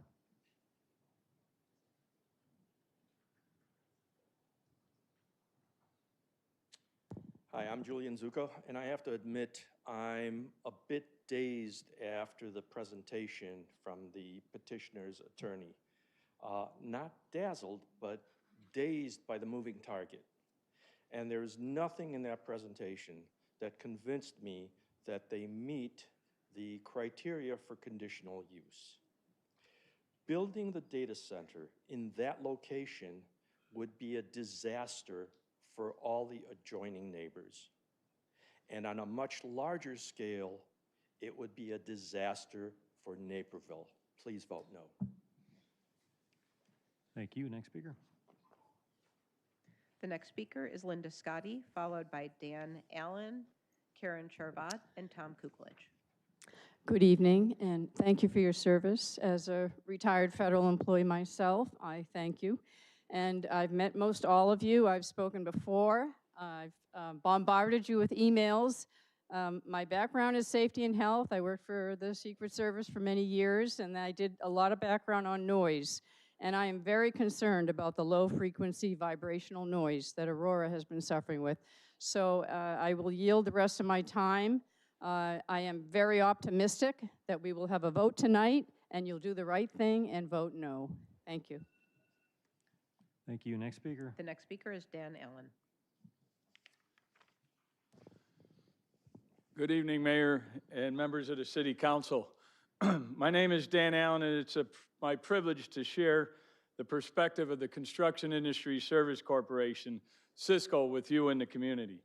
Cisco represents 140,000 union construction workers and 8,000 union contractors across 6 counties, including DuPage County.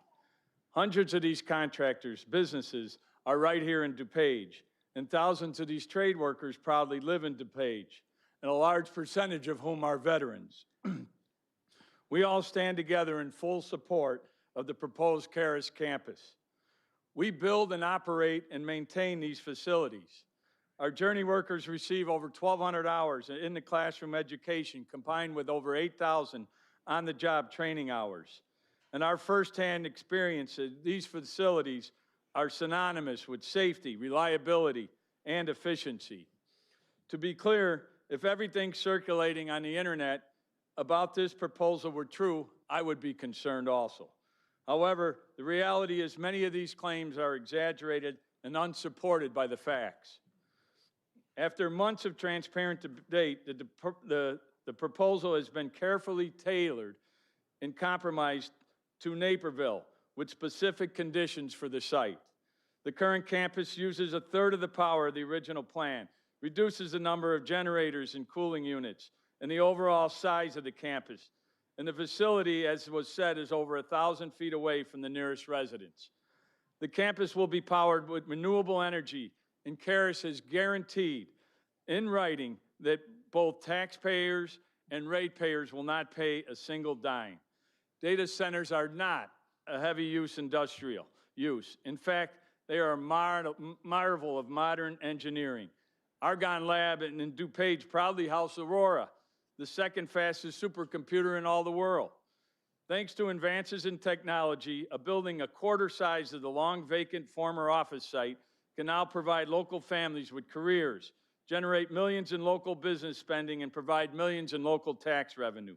As you consider this matter, remember the men and women of the building trades and the contractors are your neighbors, and we value clean air, reliable electricity, and vibrant communities. Done right, data centers are something special to be welcomed, and we believe the proposal sets this standard for responsible development. This proposed campus will transform electricity into intelligence, driving innovation, and can unlock tremendous economic opportunities.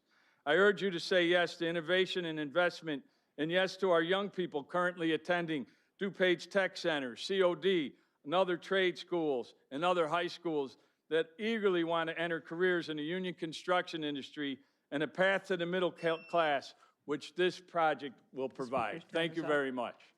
Thank you. And before the next speaker, just a reminder for those with signs, you got to keep them under your chin. I assure you, we can see them, but the people that you're blocking behind you are having a hard time seeing what's going on up here. So, sir, you're blocking the person behind you with your sign. So you got to keep the sign below your chin. That's a respectful thing to do for everybody. We want to make sure everybody can see what's going on up here, and we're respectful of that, okay? All right, next speaker. The next speakers are Karen Charvat, followed by Tom Kukolich, Anthony Giunti, and Joel Orozco. Good evening, Mayor Worley and Council. My name is Karen Charvat, and I've been a Naperville resident since 2014. I'm also the Executive Director of Power Forward DuPage, where we represent the electrical industry's most highly skilled and trained workforce in DuPage County. Over 350 electrical contractors and 1,500 union electricians through the IBEW Local 701. Our goal is to help ensure electrical, energy, and communication projects are safely completed on time and on budget. And it is our tradesmen and women who work on data projects such as this day in and day out, from the ground up to the maintenance necessary for years after the initial construction is complete, outside and inside the data centers. Today, data centers are no longer abstract, distant technologies. They are the backbone of how we live, work, learn, and communicate. They are present in every part of our daily lives, from assessing health information to ensuring financial transactions, travel, education, and communications remain uninterrupted. This project will not only bring in millions of tax revenue for the City of Naperville, it will also bring in money into our local economy. What does that look like? The local labor force, made up of Naperville, western suburban residents, will cycle their dollars back into Naperville businesses, our amazing downtown shops, and our incredible restaurants, and at the fantastic new Block 59. As the city will benefit, so will its economy, keeping our businesses healthy and strong. And this bears repeating. This is not just a construction-only, build-the-shell project. This data center will require ongoing support of its infrastructure, in turn supporting long-term jobs for the local labor force, the tradesmen and women I mentioned a few moments ago, and that I'm so very proud to represent each and every day. In closing, on behalf of Power Forward DuPage and those Naperville residents whose livelihoods are supported by careers in the electrical and other skilled trades, we respectfully ask for your approval of Caris Critical's request for a conditional use to build and operate this data center. For approving this project is much more than granting a data center permit. It is an investment in families, in economic resilience, and in Naperville's identity as a community that leads the way forward. Thank you. Thank you. Next speaker. The next speakers are Tom Kukolich, Anthony Giunti, Joel Orozco, and John Brining. Anthony Giunti. Mayor, Council, my name is Anthony Giunti. I've been a proud resident of Naperville for 28 years. I currently serve as the 6th District International Representative for the International Brotherhood of Electrical Workers, and I'm here tonight to express my strong support for the Caris Data Center project. Thousands of Naperville families whose careers are in the trades are counting on the reinvestment and revitalization of the I-88 Tech Corridor. Revitalizing the Lucent campus is not just another construction project, it's an opportunity to bring jobs, investment, and new opportunities to Naperville. During construction, local contractors, union trades, and suppliers will see millions of dollars at work. This is money that will be spent directly in our local economy. Once the center is built, it will support long-term operations jobs, both directly from the center and indirectly from its tenants, many of which will be Naperville residents. Contrary to what you've heard, these are not just temporary jobs, these are careers that can provide for families and strengthen our community. The developer and the city have gone above and beyond the limit to limit the impacts on residents and the environment. The 126-page rigorous ordinance requires the data center to operate as they've pledged or be shut down. The fears over water use, noise, brownouts, and more are not based on the facts of this proposal. Families will not be asked to pay a single dollar, yet the economic and fiscal benefits will touch every corner of Naperville. This council debated the impact of a 1% grocery tax and worried about its effects on the working class. I can tell you by taking away the opportunity for stable work has a more profound impact than that tax ever will. Shutting down economic development and turning Naperville's prime jobs corridor into a townhome alley hurts the middle class. For families to afford to live in Naperville, we need jobs, the jobs corridor to provide jobs. Through thoughtful oversight and development agreements in place, this project will bring good jobs, responsible development, and lasting benefits for the families and businesses who call this city home. Thank you for allowing me to speak. I appreciate your time this evening. Thank you. Next speaker. The next speakers are Joel Orozco, John Brining, Joy Rusevich, and Olivia Wallace. Good evening, Mayor and council members. My name is Joel Orozco. I'm with Smart Local 265, and I represent over 2,000 skilled tradesperson in the sheet metal industry. Our organization is part of the DuPage County Trades. I, like other representatives of the trades, am here tonight to urge the council to be deliberate and take your time. Data centers have been in the news and on all our social media a lot lately. Men and women of the trades are here to tell you that the data centers aren't big, scary industrial operations. Instead, they're a high-skilled, innovative source of long-term work. We were proud to build the computing infrastructure that makes our modern society function. So let's reset the focus on what this project means for Naperville families. Naperville and our region have long depended on the I-88 tech corridor to create opportunity. Reinvesting in that corridor, specifically by revitalizing the former Lucent campus with a total investment exceeding $750 million, is how we keep skilled work here at home and ensure our kids see a future in the communities like Naperville, not somewhere else. When a data center opens, it provides the kind of stable positions that help families qualify for mortgages, save for college, and contribute to our tax base year after year. There are a lot of opinions, but the record shows that developer and the city have gone above and beyond to limit the impact and hold operations to a measurable standard. In the records is a 137-page ordinance that sets strict performance requirements. If the operator doesn't meet them, the city has the authority to shut them down. This is real accountability and not a handshake promise.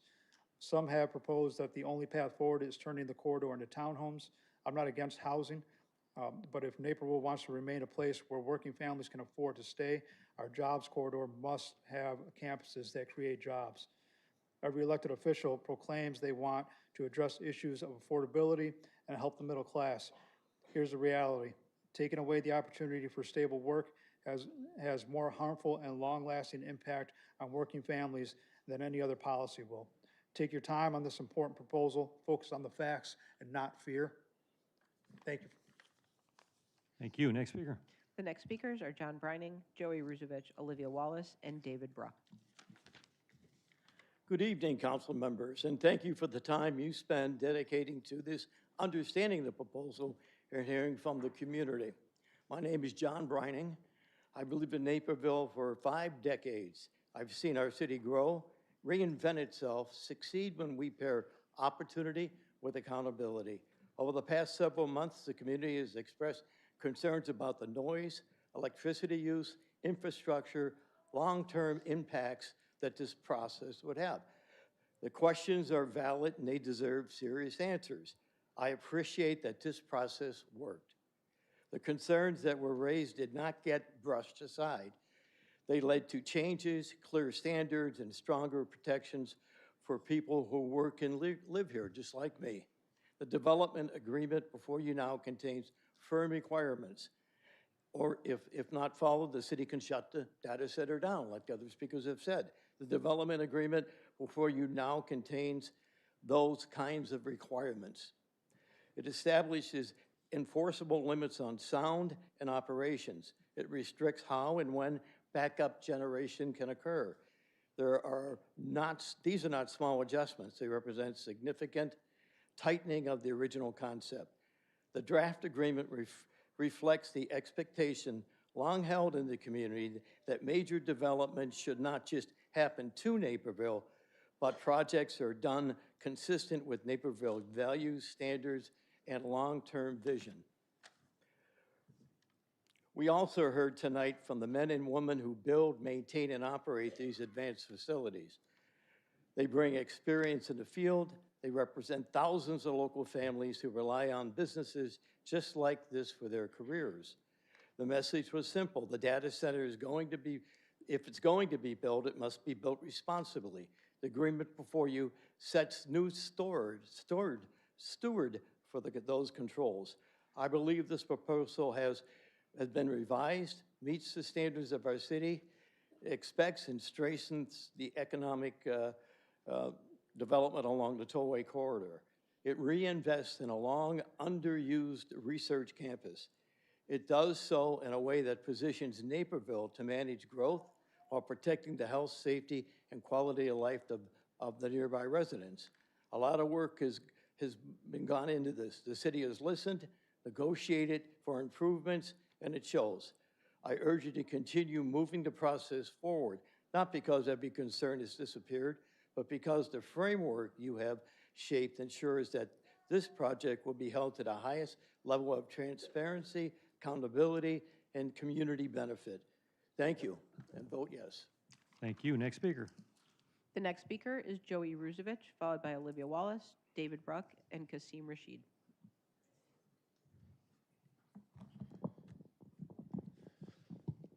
Hello, everybody. My name is Joey Ruzovich. I'm a software engineer. I did machine learning research out of college for a subcontractor of the Department of Defense before I became a software or mobile app engineer for Silicon Valley. I say that only to say that I do have a little bit of expertise in this field.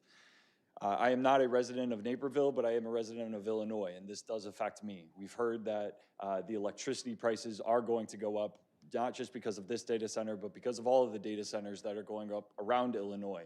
Electricity prices have risen 16% year over year for the last 4 years. I do not get a 16% raise every year in my job, and I would guess that the vast majority of people do not also get a raise of 16% to cover these costs. This is a real concern that we have to take into account when we're talking about putting a data center up anywhere in the state of Illinois. You could mandate that the data center creates their own energy supply, but that would not be profitable for this company. And so if the only way for a company to exist is to exploit the public, then I don't think that it's a good business proposal in the first place.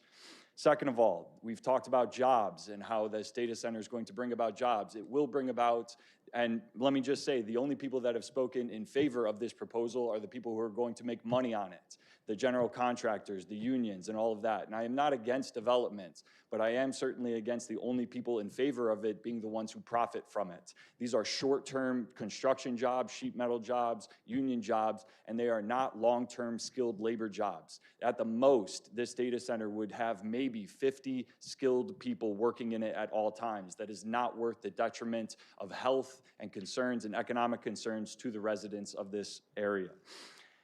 Finally, I would like to say that nobody has talked about what this data center is producing. Does anybody want to guess? It's a slop machine. That is what it is. That is what it produces. The technology that is coming out of these data centers is not curing cancer. It is creating new ways to squeeze dollars out of the middle class. This is another advancement of that. It is not going to be used for any type of artificial intelligence gains. It is only going to be used to hurt the residents. I would implore you that this is not just a symbol of where we stand in Naperville, but where we stand across the state of Illinois. Artificial intelligence, ChatGPT, all the rest, the chatbots, they've been detrimental to kids. They have atrophied our human abilities to communicate socially, and it has been nothing but a negative to our country. And that is why you see this packed house today to come up and say that they are not for this data center, because not just the construction, but the data center being there and on all of the detriments to health. And then the product that it produces is negative in and of itself.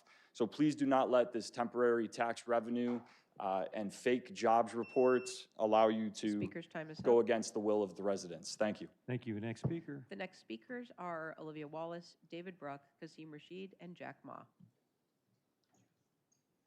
If you heard your name called, please move to the front row. Thank you. Ms. Wallace?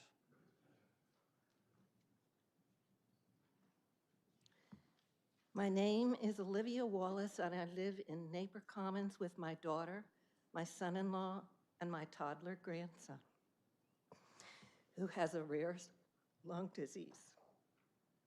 I'm sorry that we've gotten to this point.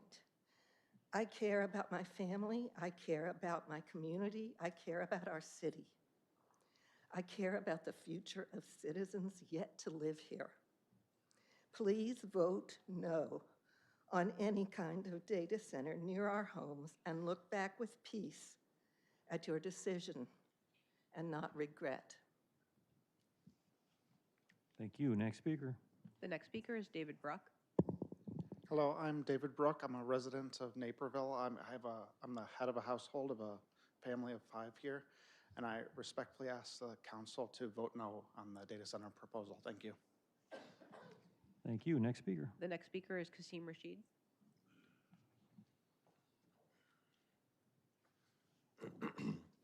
Good afternoon, Mayor, City Council. My name is Qasim Rashid. I'm a resident of Naperville. I'm a human rights lawyer. And as I was driving over here, I was thinking about my remarks, and I wanted to reflect on a couple things. One, as a father, I have a child who has a severe asthmatic condition, and we've had to take him to the ER numerous times. Had we not gotten there in time, it could have been fatal. The evidence is extraordinarily clear on these data centers about the impact on public health, the harm to our quality of life, and the data nationwide is explicitly clear on this, that this results in degradation of our air quality, of our water quality. And I understand the arguments about the financial benefit or the temporary financial benefit. But as I was driving over here, I began to think about the previous times I've spoken before this council, and I think I wanted to step back for a minute and ask, what is the North Star of the council? Because, you know, we just passed Dr. Martin Luther King Day, and one of the profound pieces of wisdom that he pointed out is that injustice anywhere is a threat to justice everywhere. And as we think about this, I think about, is the goal of the city council to do what is economically best in the short term, or what is best for the humanity and dignity of the entire city and of all its residents? I reflect on the city council that passed a bold gun safety piece of legislation that was upheld in the state Supreme Court and in the US Supreme Court. We could have made money off of that. It could have created jobs, we could have made that argument, but the city council made the right decision. And I would ask you to make that same right decision once more, because that has to be the North Star. If it's not this data center, some other business will come in and make a promise of financial benefit, asking you to ignore the human impact that it will have. What is the line that we're going to draw then? If a store opens up tomorrow saying that, hey, we're gonna sell shards of glass to children, and it's gonna make you a ton of money and create jobs, are we going to then suddenly say, you know what, this is gonna make us a lot of tax revenue, let's go for it? Of course not.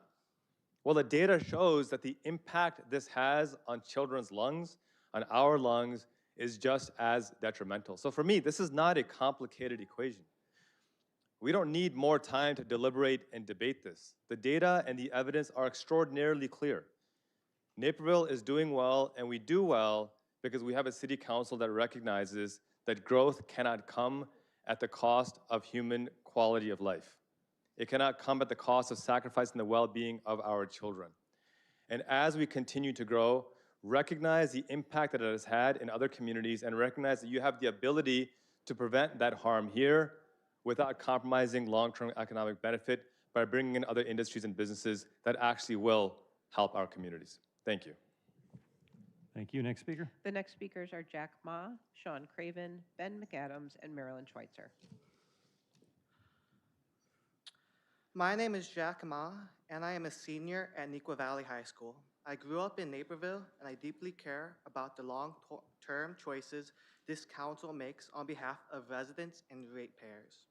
Originally, I began this public comment to acknowledge the effort and benefits of the CARES Critical Data Center proposal. Based on the CARES Critical analysis, the project is expected to generate $2 to $3 million per year in city revenue, with 90 to 95% coming from electric utilities taxes that are directly tied to electricity consumption. In addition, the property taxes will also go to local schools. However, the constituents in Naperville do not care nor support this data center. In CARES' attempts to placate the people by decreasing the scale of the data center, the revenue that is generated through electrical utility taxes as well as property taxes proportionately decrease. The value that we're getting right now, as it decreases from the expected 72 megawatt capacity, has been decreased down to 24 megawatt capacity. So with all these changes to the plans, less value and benefit can be extracted from it. One of the historical references was the Nokita campus, which employed more than 1,000 individuals for long-term employment. With this data center, it could be completed within 2 to 3 years. After that, if you look at the parking lot size, it can only house up to like 60 employees for long-term. My next point would be the HVAC systems, which are assumed to be at 60% uh, operation if modeling over time. That could easily go higher during times of intense heat during the summer. Another concern is the Invisisound technology that's used for the low frequency noise pollution. That, in addition with the high steel palisade fencing around the area, will still produce a bad environment for other use for the area. And this could be a concern for residents because if this building is allowed to be made, then future construction with the second phase data center could can occur without further public scrutiny. Thank you for your time and your service. Thank you. Next speaker. The next speaker is Sean Craven.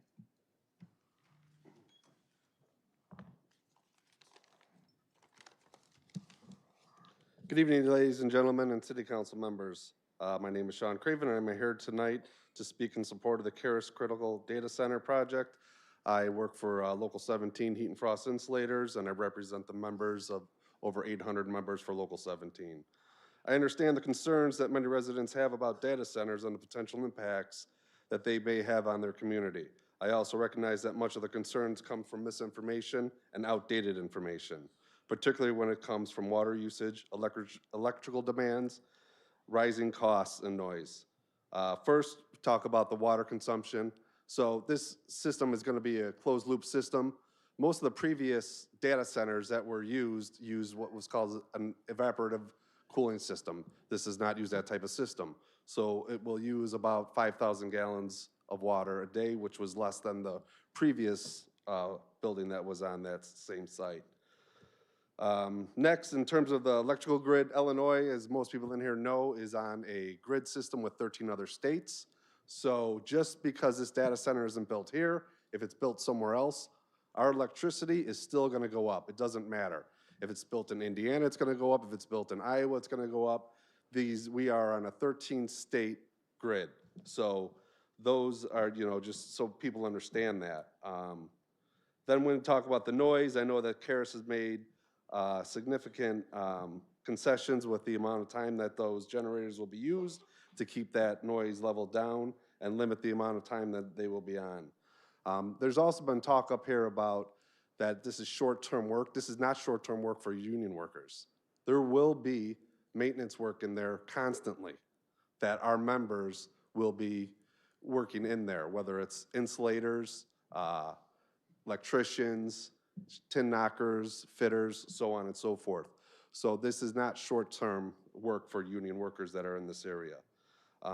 This project will represent a major investment, like I said, to local union workers and labor. We're talking about upwards of 100,000 work hours for our union workers, providing meaningful, family-supporting jobs for skilled tradespeople in this area. That means economic benefits staying right here in this community. Last, I'd like to point out about the progress. I often think about what would happen if this country, if we didn't embrace the Industrial Revolution. Where would we be today? We wouldn't be in the economic, technological, or global situation that we are. Data centers are part of a modern infrastructure that powers our economy, our communication, our healthcare, and our national security. These facilities are going to be built somewhere.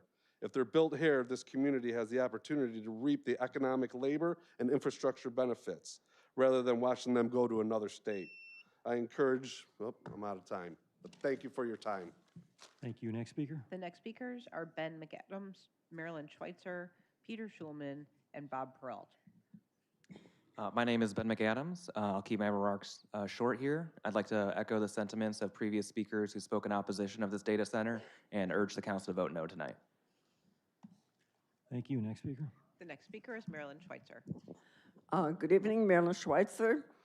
The last-minute adjustments do not change my points. It is hard to imagine a more ill-advised location for Naperville's first data center. Data centers are allowed only as a conditional use in the most intensive zoning categories of office, research, and light industrial and industrial. Yet this proposal places that intense use in an area designated for future residential development where surrounding properties are already transitioning to housing. The reality is simple. People do not want to live next to a data center. Approving this conditional use directly undermines the residential goals of the I-88 corridor established in the 2022 land use plan and reinforced by the 2025 I-88 corridor strategy. Plans that have been moving towards successfully and by many accounts more economically benefit the city. When evaluating conditional uses, the criteria related to public health, safety, welfare, and compatibility may be debated. Compliance with the comprehensive master plan cannot be. This proposal clearly conflicts with that plan. Approval of phase 1 or some reduced plan does not guarantee approval of phase 2. However, that appears to be the hope for the remaining 20 acres. In that sense, future development of those acres is significantly diminished or effectively locks in a long-term outcome that neither the public nor staff can support. The requirement to comply with the comprehensive plan exists for a reason. It builds trust among residents, building owners, and developers, and it reduces risk when people invest in this community. Consultants hired by the city repeatedly emphasized the importance of trust and predictability during the affordable housing process and most recently the recommendations for the Fifth Avenue project. The city will likely hear that same advice again this year. Ignoring it continues to undermine investments in such planning. Conditional use approval is not guaranteed. The petitioner chose to pursue a proposal that conflicts with the comprehensive plan, and that risk is theirs. If a development aligns with existing zoning, that is one thing, but this does not. This data center should not be approved, and the city should work to restore community trust that has been lost through this process. Please vote no tonight. Thank you very much. Thank you. Next speaker. The next speaker is Peter Schulman, followed by Bob Peralt, Connor Graham, and Laura Evans. Good evening. I am a 38-year resident of Naperville. Many residents have cited the great utility demands, notably water and electricity, the air and noise pollution from diesel-powered backup generators, and the impact of quality of life and properties values of those that live closest to the data center. But what's the benefit to Naperville? Some transient jobs during construction, a relatively small number of ongoing jobs. Data centers look really big. You can see them on I-88, but employ actually very few people per square foot. And they can come from anywhere in Chicagoland, not just Naperville. Network traffic travels at the speed of light over fiber optic cable. A data center doesn't have to be built in Naperville for its residents to benefit technically from the data center's service, its product. They can be built anywhere, and there's many other places in Illinois which will not have the impact that building one here will have, with no loss of jobs to any of the tradespeople, as implied before me. Building a data center may look good in the short term, but what about the long term? In the time that I've been here, I've seen Telabs, Lucent, and other companies come here with great promise, and they're all gone. At the rate that data centers are being built in the US, it's looking like a short-term boom with an uncertain future. This data center will have competition from other data centers, so how well is it going to do? Building a data center in Naperville will lower the quality of life for the residents, especially those nearest to it. It's the modern-day analog of building a refinery in some sense. And just ask the residents of Blue Island how that worked out for them. The City Council's responsibility is not just fiscal. The livelihood and quality of life in the city is dependent on your decisions. How would you vote if this was going in next to your neighborhood?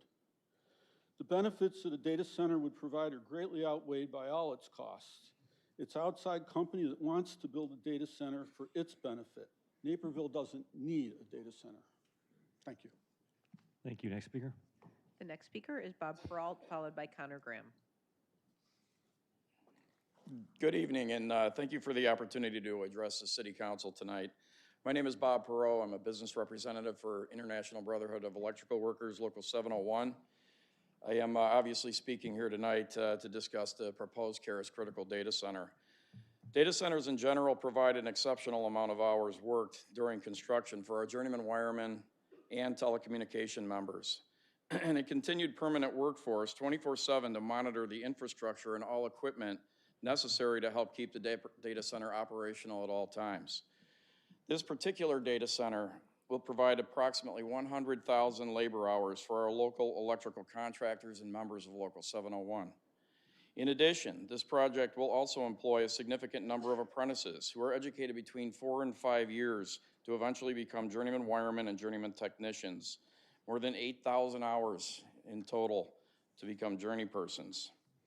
Projects like this help to ensure that our community continues to have the experience necessary to continue to move forward in a safe and experienced manner for the many construction projects the City of Naperville moves forward with. This type of industry, as most know, also changes very fast. Technological advances are constantly evolving. These advances in technology create constant and significant recabling, maintenance, and overall rework of the data center as a whole, where our electricians and techs will go to work, who live and work in your community, will always be needed. Like the technological advances mentioned earlier, continually evolving inside the data center, the simple fact is this Caris Critical Data Center is not like the so many others reported around the country, whether it be inaccurate energy consumption, water usage, or no clear understanding of what a Tier 4 generator even is, which is what is going to be utilized should this project move forward, and generator fuel tanks that are incidentally not buried underground. This data center will operate far more efficient than the existing buildings that have been there for decades with no complaint. Thank you very much for your time. Thank you. Next speaker. The next speakers are Connor Graham, Laura Evans, Frank Gervina, and Kendrick Sands. Hello, my name is Connor Graham, Fairmeadow neighborhood resident. I feel the need to reiterate after the last few speakers that our elected officials answer to residents, not to union pressures. Let me also remind you that the union leaders are simply doing their jobs by being here, which I respect, but the rest of us are donating our time to be here. We don't want to be. Also, I don't see any of these guys in my neighborhood when I go for a walk. The rest of these people up here urging you to vote no, I see them every day, living their lives, enjoying being outside. No data center, no noise. I ask that you vote to oppose this data center, find somewhere to build away from houses. Thank you. Next speaker. The next speaker is Laura Evans, followed by Frank Gervina. Hi, I live in Aurora, Illinois, and I'm 1,000 feet from a data center. We don't like it. I wouldn't wish it on anybody here. We have a constant noise that doesn't go away. I hear it in my house. It's this low humming that never ends. It gets louder and softer, but it never goes away. We've been complaining about this since, I think, December, a year and a half ago, 2 years ago. In April, the transformers blew. The generators that they test every month had to be run 24/7, 3 days in a row. That noise was like a helicopter on my roof. It just shook. You couldn't get away. It was just a constant shaking. Your body was shaking. You couldn't stand it. I really think that, yes, there's a need for data centers. They do not need to be near homes, and they really should look at this. In 2017, when they brought this to Aurora, and I attended that city council meeting, we were told, don't worry, you'll never know we're there. We're going to be great neighbors. We're not bringing in diesel. We're not townhomes. You'll love us. We're quiet. We're just unassuming. Oh my gosh, they were wrong. And I have since said, I told you so to anybody I can say, anybody that was there or knows, and of course the data centers that are in our neighborhood as well. I think it's great that they proposed bringing it down in size, but I can guarantee you, as what they've discovered by ours, they become full capacity in months. So what they're gonna do is they're gonna come back and say, you know what, that property we didn't expand into, we wanna expand into that now. And then we're gonna do another one. We have 3 expansions into ours, and the chillers are what's killer. It's the fans on the roofs. It's not the generators, it's the fans that create that noise. So the noise, the diesel, the generators that they promise they're not gonna run, that runs because, oops, We didn't know there was gonna be a transformer blowing, and we have to run it to keep the data centers going. So all of this really needs to be looked at and considered, and you are all 100% on target. It will affect their way of life. We can't go in our backyard in the summer. I can't open the windows. It's that bad. So please take a look at it. I'm happy to answer any questions, but it is definitely affects your way of life. Thank you. Next speaker. The next two speakers are Frank Gravina and Kendrick Sands. Mr. Mayor and members of the council, my name is Frank Gravina. I serve as business manager at IBW Local 701 and as secretary treasurer of DuPage County Building Trades Council. I'm here today on behalf of the hardworking men and women across the many construction and maintenance trades we represent, thousands of whom call Naperville home. We are the representative of those who build, maintain, and operate these facilities, including electricians, plumbers, ironworkers, operators, laborers, and so many more. As interest in data centers have skyrocketed, misunderstandings and misinformation about their operations and impacts have increased too. But our members work inside these facilities every day. We know firsthand that data centers are safe, reliable, and engineered to operate efficiently. They also provide something increasingly rare, steady, ongoing employment that helps sustain careers in trades across the Chicago area. These campuses build up neighborhoods and communities where they operate. Data centers are not the same. They are not all created equal. This proposal has been designed for the specifics of this unique property and its current ORR zoning. The city has negotiated a rigorous and tough development agreement that protects the community, ratepayers, and neighborhoods. Concerns have been listened to and appropriate actions have been taken. This is how the process is designed to work. The CARES Critical Campus will provide resources for our schools and governments for decades to come. In America, in DuPage County, and here in Naperville, many officials and candidates are talking about affordability. The easiest solution to this concern is to welcome the opportunity for the shared prosperity, work, and the investment in our communities. If we want the middle class to live, raise a family, and thrive in Naperville, the first step is to welcome businesses willing to invest hundreds of millions of dollars in the community and support careers in the skilled trades. Naperville has set the standard for how data centers can be responsibly reviewed, permitted, and operated. Do not shut down economic development or the I-88 technology corridor. I ask all of you to remember this. Jobs are dignity, careers are stability, and a strong jobs corridor is the foundation for both. Thank you very much. Thank you. Next speaker. The next speaker is Kendrick Sands, followed by a 5-minute rebuttal from the petitioner. Okay, hello. My name's Kendrick Sands. I'm the president of the Fair Meadow Neighborhood Association. Our neighborhood is completely united in opposition to this. And I imagine if you ask the other 3 neighborhoods affected, you're not going to find a single person who wants this here. So I implore you to listen to the citizens that are going to be impacted by this on a daily basis. We just want to raise our families without this right next door. Thank you. Thank you. And we've been going for 3 hours and 13 minutes. We're going to take a 7-minute break. We will be back at 9:20 for the 5-minute rebuttal from the petitioner.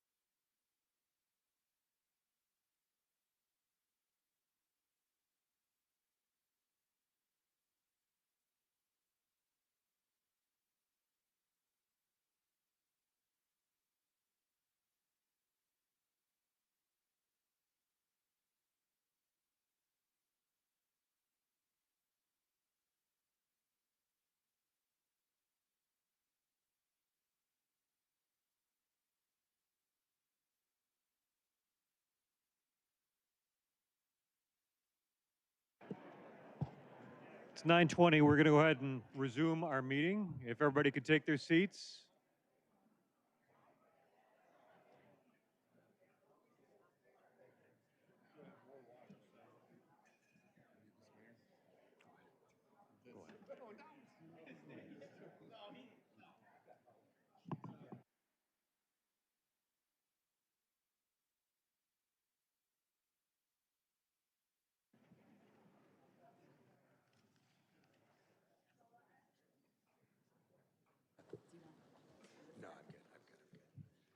Okay, Mr. Whitaker, you have 5 minutes for rebuttal. Thank you. This time I brought a phone so I could time Mr. myself. Whitaker, we need the microphone up. We can't hear you. This time I brought a phone so that I do have a 5-minute timer. I want to thank everybody for comments tonight, right? As I said at the beginning, this has been a long and certainly a hard case. I think by and large, all of the speakers were respectful, and it's always easier getting through cases like this when everybody is respectful. So I thank everybody for their comments tonight. I think there was some conjecture about why the reduction in scale. And the suggestion was that we were reducing scale because we knew that there was a harm. And in order to try to mitigate the harm, we were pulling a fast one at the last minute to reduce scale. I would suggest that that's not at all the case. I have spent countless hours, I guess not countless, I've spent like 20 hours in meetings with Mr. DeSanto and Mrs. Lord negotiating OAA that's before you. It's like a 27-page document, which is just full of details that took a lot of time to get through. One of the details in that agreement is that the power capacity to this facility would be capped at 36 megawatts. That's 36 megawatts total load. When you have 36 megawatts total load, you back into 24 megawatts of IT power. So there is no grand conspiracy. I know oftentimes we go searching for rationale, and sometimes minds get fanciful, and they're looking for an extraordinary reason of why we made a change at the last minute. But the change at the last minute is entirely based on the supply of power that is available, that ComEd has verified is available at the Indian Hill substation and is readily capable of serving this property. I do want to point out that the property is uniquely positioned immediately adjacent to the Nokia, to the Indian Hill substation. That is a primary reason that this is a site for a data center.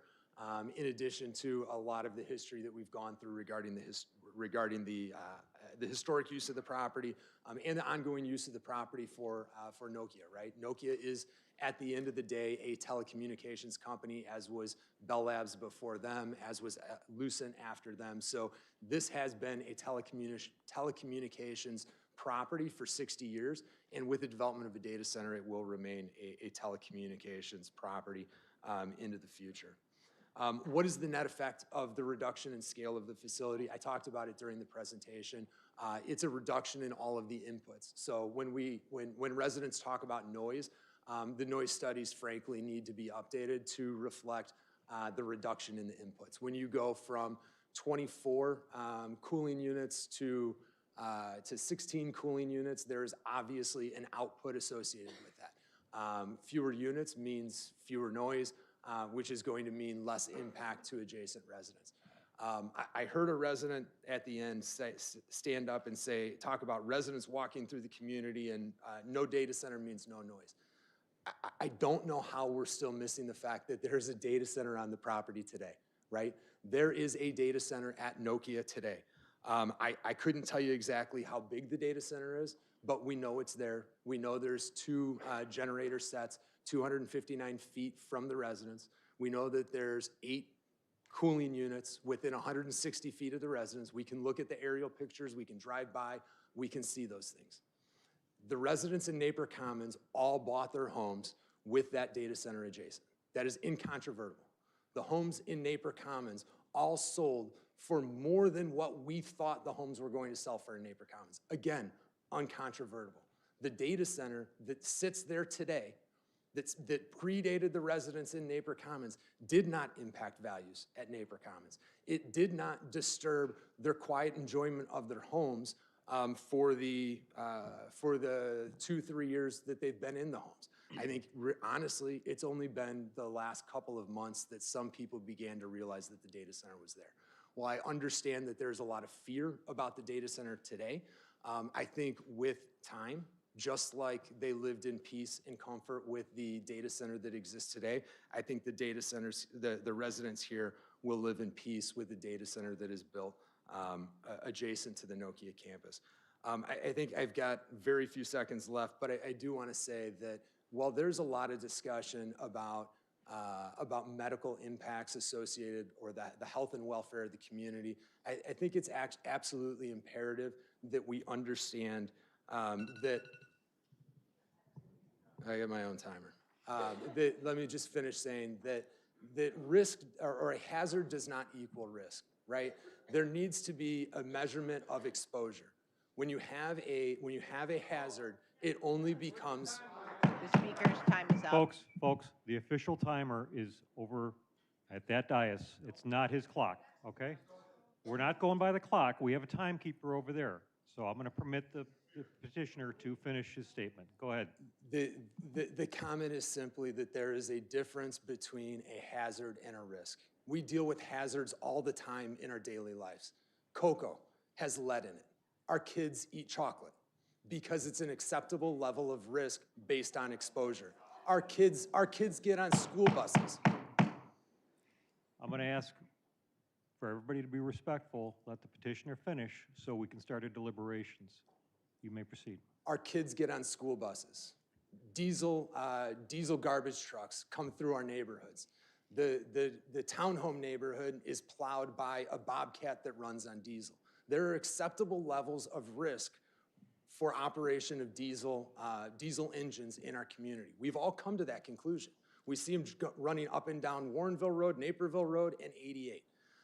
At the end of the day, we are asking you to give us an opportunity to do air dispersion modeling so that we can get to that measurement of exposure. We want to quantify what the emissions are from the diesel engines that would be operating on this facility based on the proposed operations in the OEA, and we want to come back to you with that type of scientific information so that you can make an educated decision. Thank you. Thank you.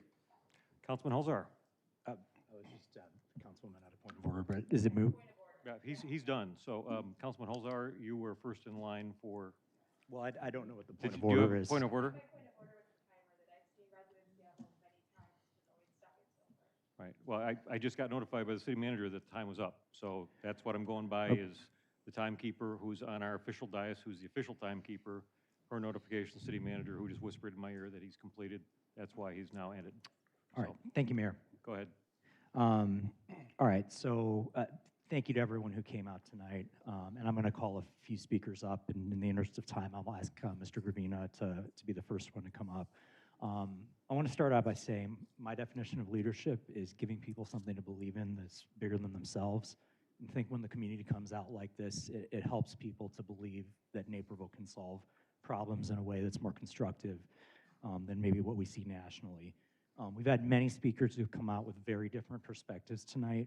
And even though their opinions differ on this specific project, I hope that we can bring out some of the value in what they all have to bring to the community as we move forward in a constructive way. So with that, Mr. Gravina, a few questions. So you are with IBEW, correct?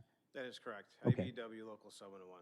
All Electricians right. Union. And I'm going to ask you a question beyond Local 701 and just expand this to the state of Illinois. Approximately how many people are under the IBEW umbrella in the state of Illinois? We have approximately 50,000 electricians. Okay, about 50,000 electricians. That's a lot. And I heard you talk about why it's important for people to get training. I'm sorry, you talked about how people can get training to become journeymen and women through developments like the one that's being proposed. Can you describe the importance of people getting that kind of training in their journey? Absolutely. The electrical field is a skilled labor. And in that field, we have to, safety is the utmost importance. Electricity is something you can't see, you can't smell, and when you feel it, it's too late. That's why we train all of our apprentices to be the best and most qualified electricians to do this work. Data centers are important. You know, they employ a lot of our members. We offer 1,000 hours of in-class training, but we offer 8,000 hours of on-the-job training. And the on-the-job training is where you learn on how to be safe and how to construct the electrical work in a safe and qualified manner. And these data centers provide that opportunity for our younger JWs, our younger apprentices. You know, the amount of conduit and conductors that go into just one facility is immense. And we have the ability to, use that work as a training ground, obviously supervised by our journeyman wiremen, our foreman, and our general foreman. You know, so this basically, you have a 5-year window to learn as much as you possibly can, and this provides a great education for our members. Thank you. And another speaker, previous speaker, had made a comment about sort of the negative impacts of AI on children and some other comments like that. I want to be clear that, at least for me, this is not a referendum on AI, okay? Based on the discussions that you and I had earlier today about what you're seeing in construction in the Midwest, is it fair to say that AI will continue regardless of what happens in the city of Naperville? Like, we are not going to stop AI with a vote tonight. Is that fair to say? That is very, very true. That is not, you're not going to stop it. Okay. No. And then a final comment I'm just gonna make to you and then ask a question about it is, with 50,000, people in the state of Illinois, that is a huge, huge thing. Like, I just wanna make sure everyone appreciates how good of jobs those are. I've got a son who's in high school right now. He'll be at COD next year. And I just actually learned from you today that he may be an IBEW member himself very shortly, because he's going into film and camera work, which is something that you cover in this area. So I just want to make it clear that regardless of how this goes tonight, this should be a first and foremost concern for us, that we are providing good jobs to our next generation. And I'm giving a shout out to the City of Naperville, too, for its responsible bidder ordinance to make sure that we are employing good union labor. All right, thank you, I appreciate it. A couple other comments. I'm not trying to pick on Mr. Rashid, but he and I know each other well, so I will. I don't agree with his analysis regarding water this evening. I think that's a different concern than the one that's been raised for the center. I think analysis of, this being like shards of glass to children is hyperbolic. I don't think that is a place in this discussion. I also do not agree that a reduction of a scale in a project is an admission of harm.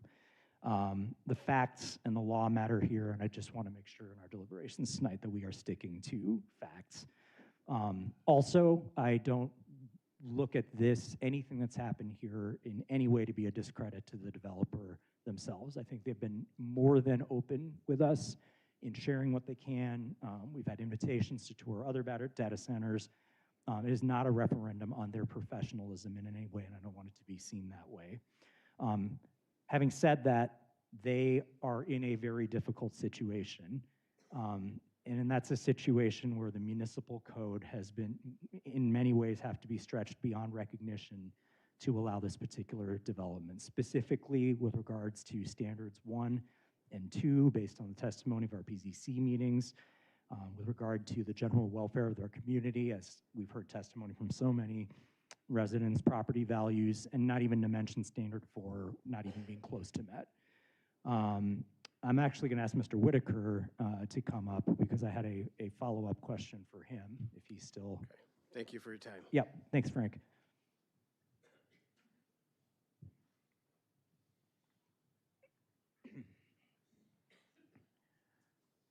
Okay, thank you, Mr. Whitaker. So I think one of the first comments you made in your presentation was that the council members are struggling to understand the issue. Can you repeat that comment? Yeah, I said that I have heard from both residents and council members that there's so many alternate facts out there in the world surrounding this case. So what you're saying hard is you've heard from other people that council members are struggling to understand this? Because I don't, that's not what I heard the first time around. Are you sure you didn't say something along the lines of? No, what I heard is that I have heard from council members that there is so much there's so much different information out there that it is difficult to discern fact from fiction. So we have told you there's so much misinformation. I that it's hard for- I didn't say you. I have not spoken to you about this project at all. Okay, well, for the record, your advocacy style is not a factor for consideration here. Maybe a conversation your client will want to have with you later. That's the only question I had for you. So, Mr. Janner, I was hoping that you could come up.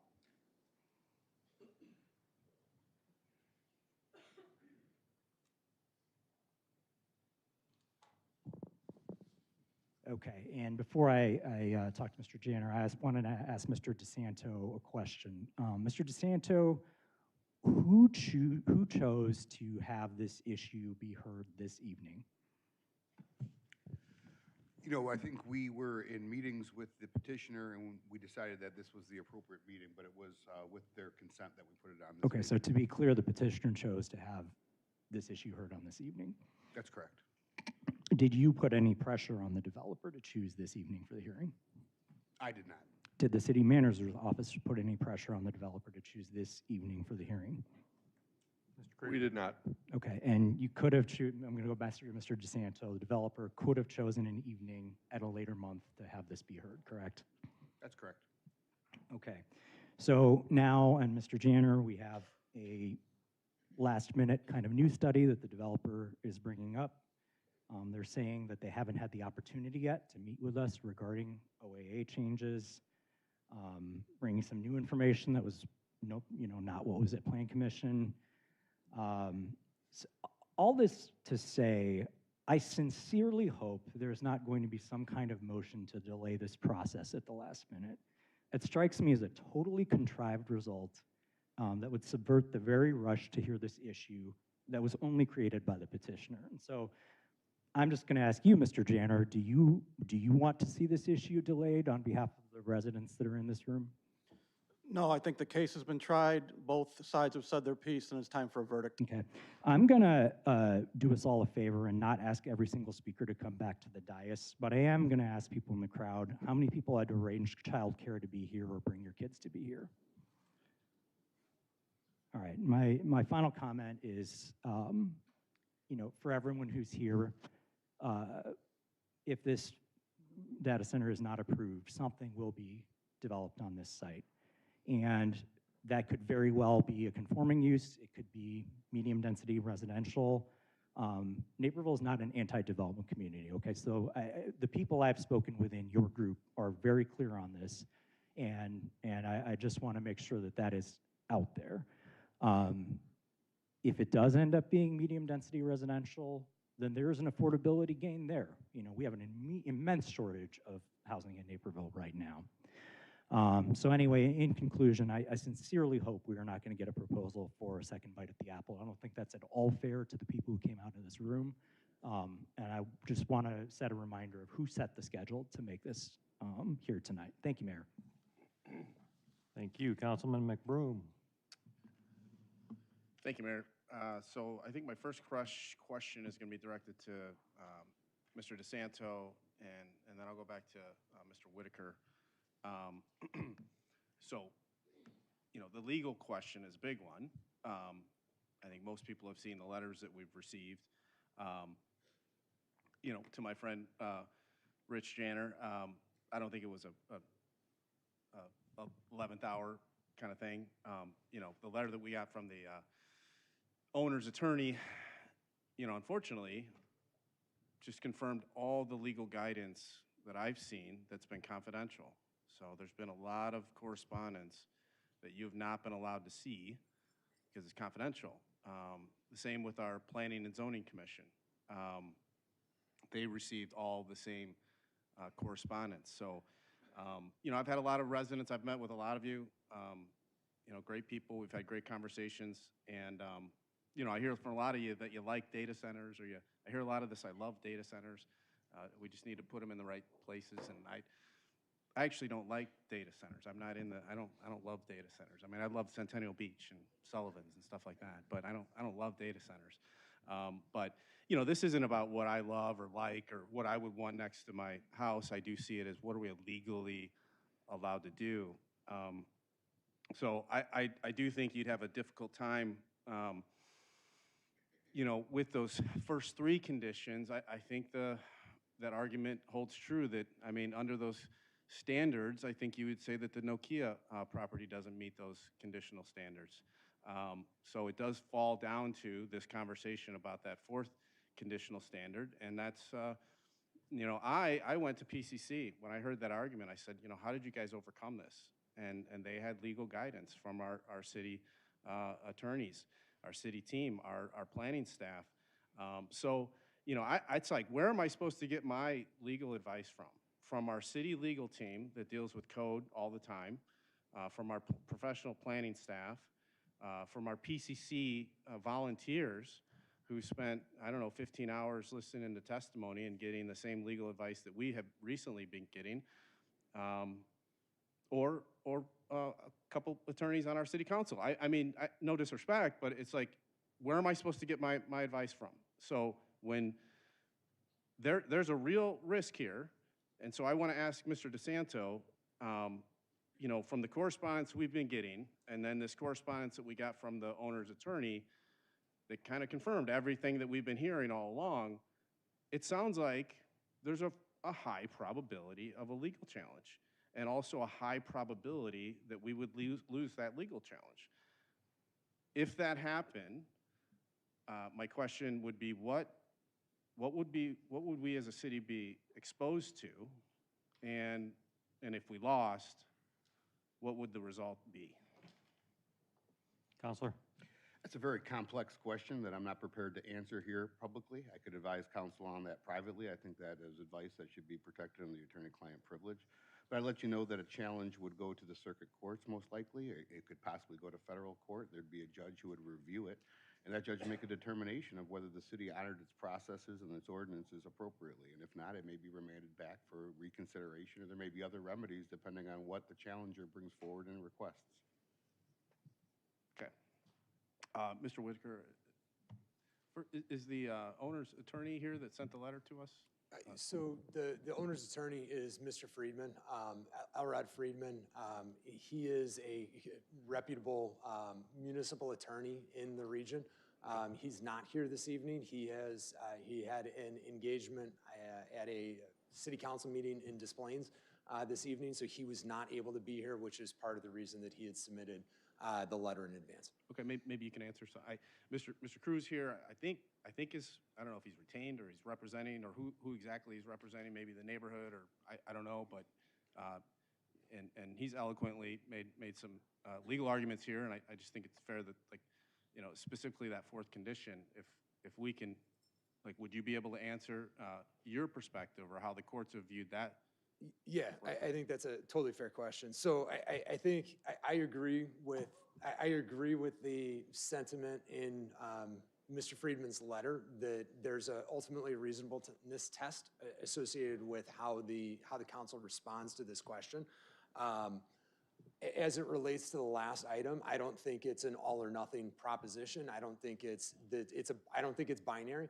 I think that the city council looks at the whole scope of the project and makes an appropriate consideration.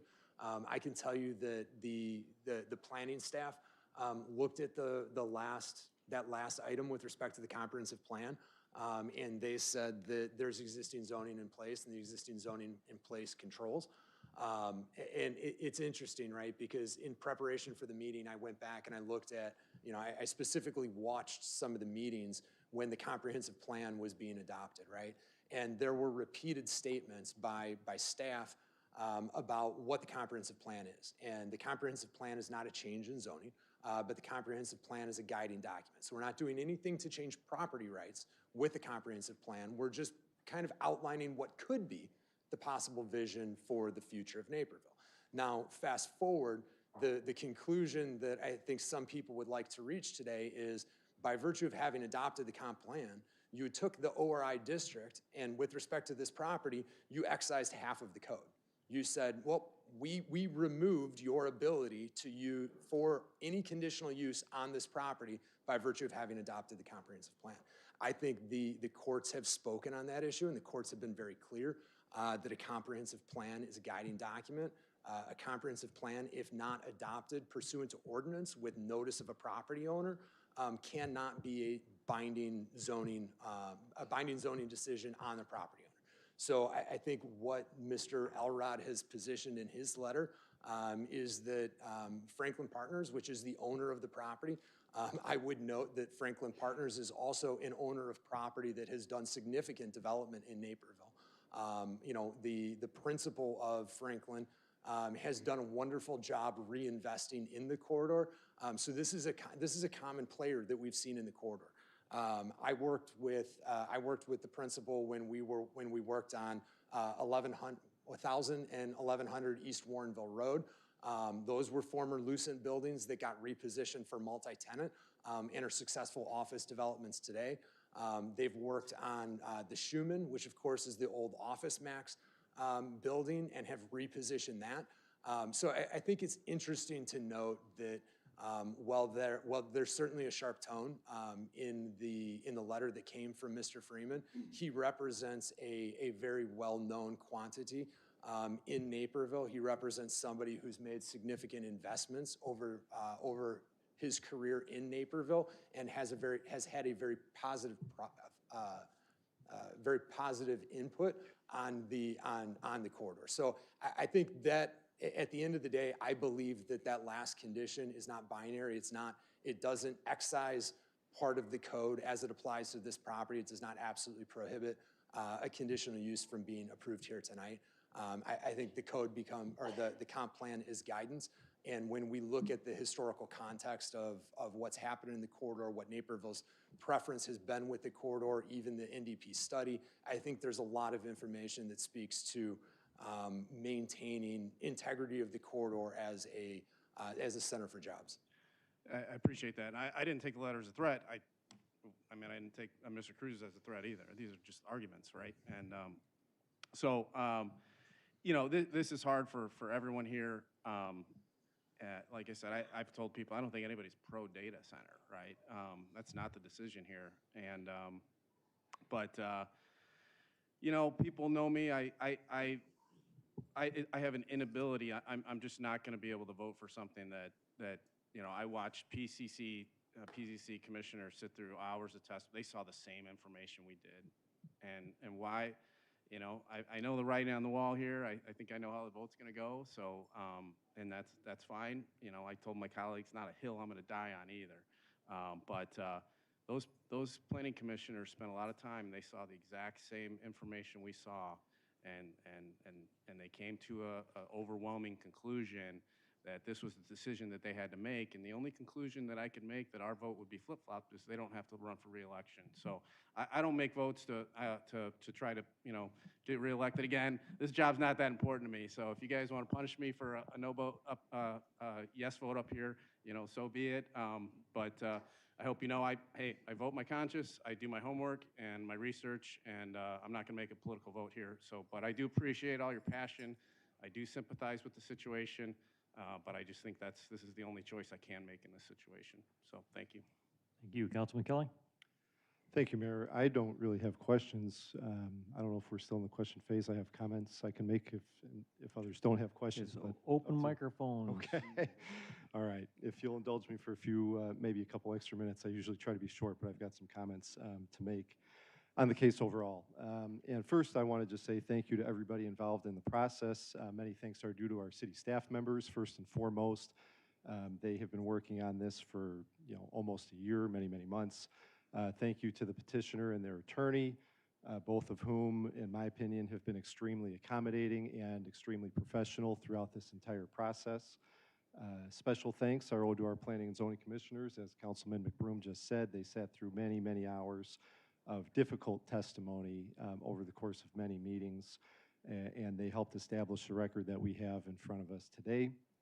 And thank you to the residents who have taken time out of their lives to be involved on this issue. And as Mr. Whitaker said, thank you to everybody tonight on both sides of the issue for keeping your comments overwhelmingly factually based and respectful. We very much appreciate that.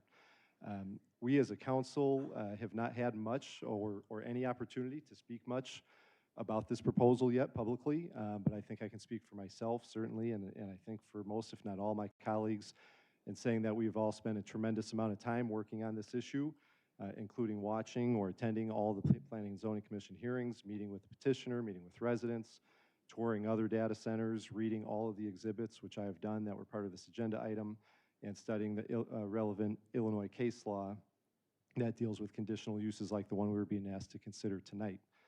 And to be clear, we are not here to support or oppose the existence of data centers in the city of Naperville or the state of Illinois or anywhere in the country. The fact of the matter is that data centers are conditional uses in the ORI zoning district. Instead, the issue before us tonight is whether a data center is appropriate at the specific location in question.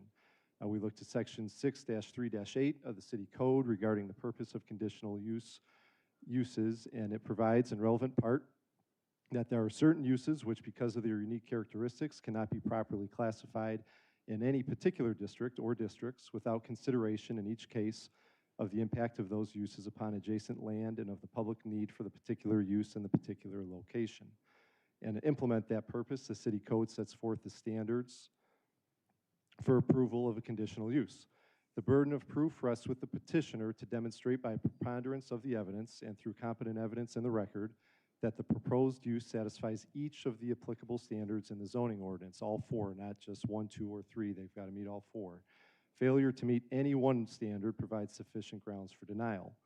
The first conditional use standard is that the establishment, maintenance, or operation of the conditional use will not be detrimental to or endanger the public health, safety, and general welfare. Based on the evidence that was presented during the Planning and Zoning Commission hearings, including but not limited to evidence presented by individuals who have credentials as highly qualified medical professionals, I am concerned that locating the proposed data center this close to 4 and soon to be 5 neighborhoods of residential properties would be detrimental to the public health, safety, and general welfare. And I find that the petitioner has not met its burden by preponderance to show that the use will not be detrimental to public health, safety, and general welfare, and that failure alone justifies denial of the application. The second conditional use standard is that the proposed conditional use will not be injurious to the enjoyment of other property in the immediate area for the purposes already permitted, not substantially diminish and impair property values within the neighborhood.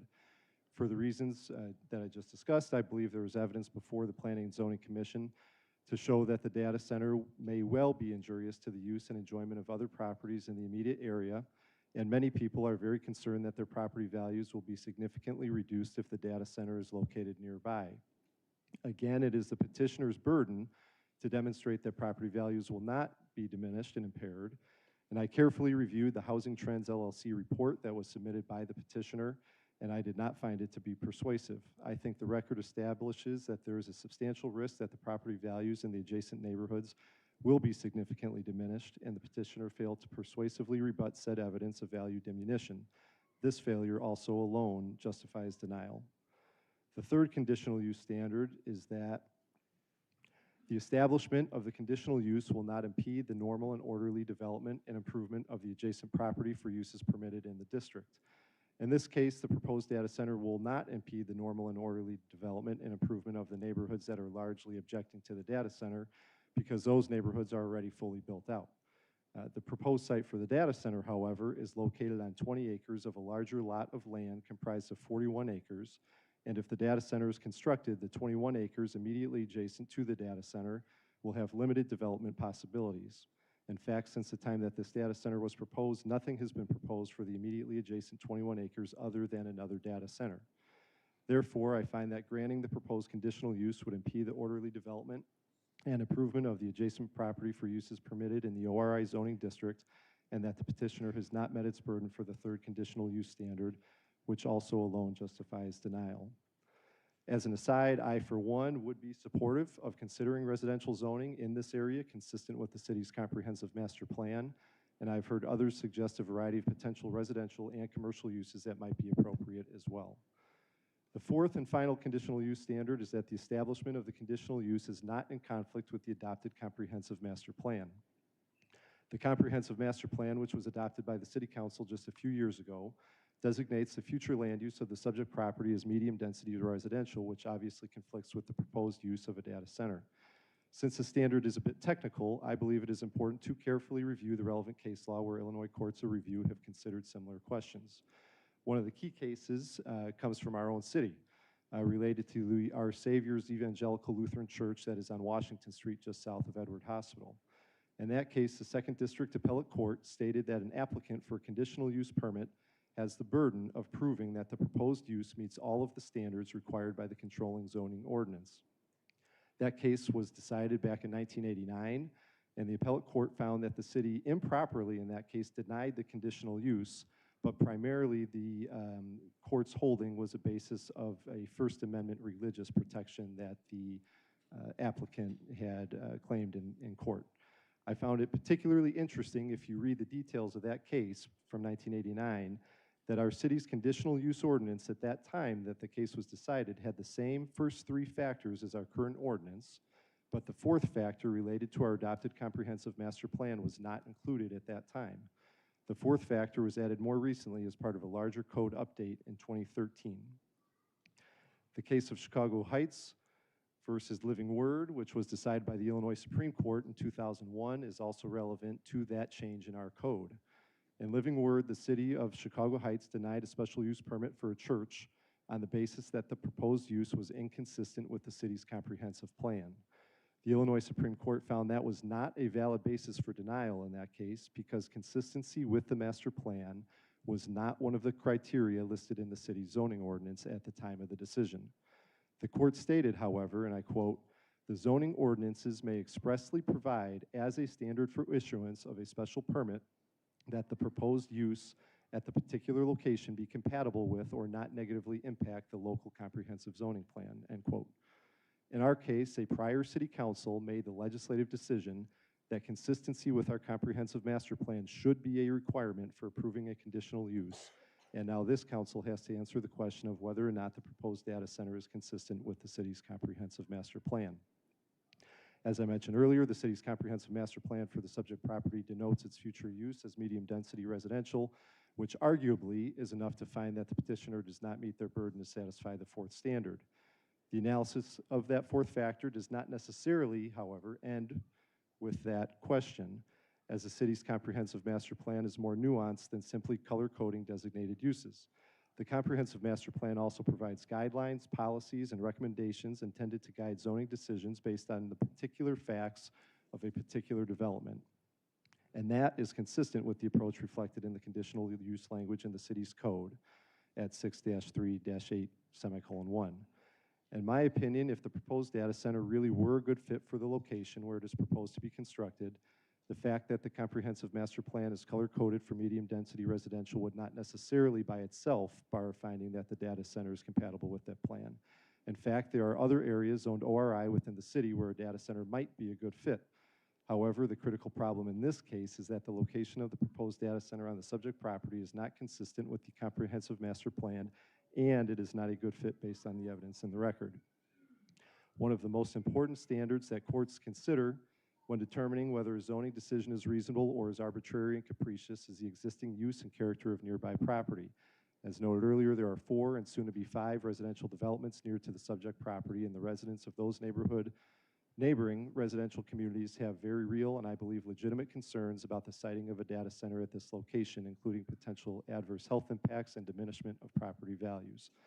While there is little argument that data centers are needed to facilitate the smooth operation of modern technologies, a data center is not necessarily needed at this particular location. Data centers are propagating at a rapid pace throughout the state, and it is possible that other locations within the city of Naperville would be appropriate as well. Applying the case law factors for overall reasonableness, the proposal conflicts with the land use master plan's medium-density residential designation and nearby residential character, outweighing any public need at this site, especially given potential alternative ORI locations. While the land use master plan allows flexibility for innovation, the record shows that this site's proximity to residences creates incompatibility that has not been mitigated sufficiently. Therefore, I believe that the petitioner has not successfully met the last of the city's conditional use standards, and this failure alone justifies denial, though I emphasize it is not my sole basis. And while I respect the Planning and Zoning Commission's recommendation for approval with conditions, the full record persuades me that the petitioner has not met its burden on each standard, and failure on any one alone justifies denial. So for all the reasons I've discussed, I will vote to deny the request for approval of a conditional use for a data center at this location. And I will cast that vote recognizing that it is objectively true that not all data centers are alike, and that the petitioner has gone above and beyond, in my opinion, in an attempt to address many of the concerns that have been raised by city staff and concerned residents. However, ultimately, our decision as a council has to be grounded in the ordinance that governs this conditional use request, and I simply do not believe the petitioner has satisfied the required standards for approval of a conditional use. Finally, on a just slightly different note, I would like to briefly discuss the fact that both the owner and the subject property, the owner of the subject property and some of the residents objecting to the data center have raised the possibility, at least, if not threatened, that they will file a lawsuit against the city if the council's decision is not in their favor. To state the obvious, I hope that does not happen. If it does, I certainly hope the city's decision is upheld. And it's easy enough for either side to file a complaint in circuit court. Illinois appellate courts and the Supreme Court have generally shown deference to municipalities and counties in these types of cases, so long as the government's decision is not arbitrary, capricious, or violative of constitutional rights such as the freedom of religion, like in the Old Savior's case. And reviewing the case law, it's instructive for how we should make this decision tonight. But as a practical point, I think it's also interesting to review what happened in those cases after the court cases were decided.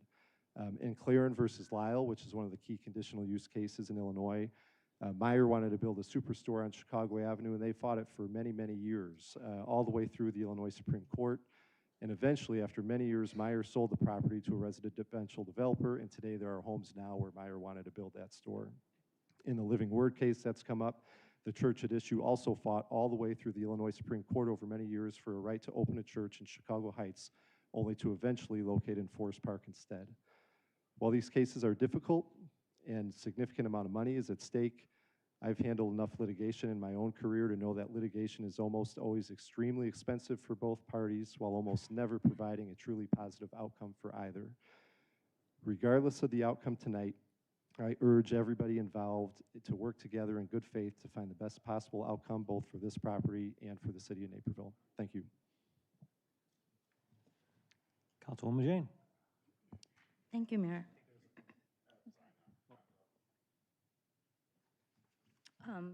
I too don't have any questions, but would like to share some comments. I want to add on to what others have already said, and I want to begin by sincerely thanking everyone who has dedicated their time and energy to this proposal.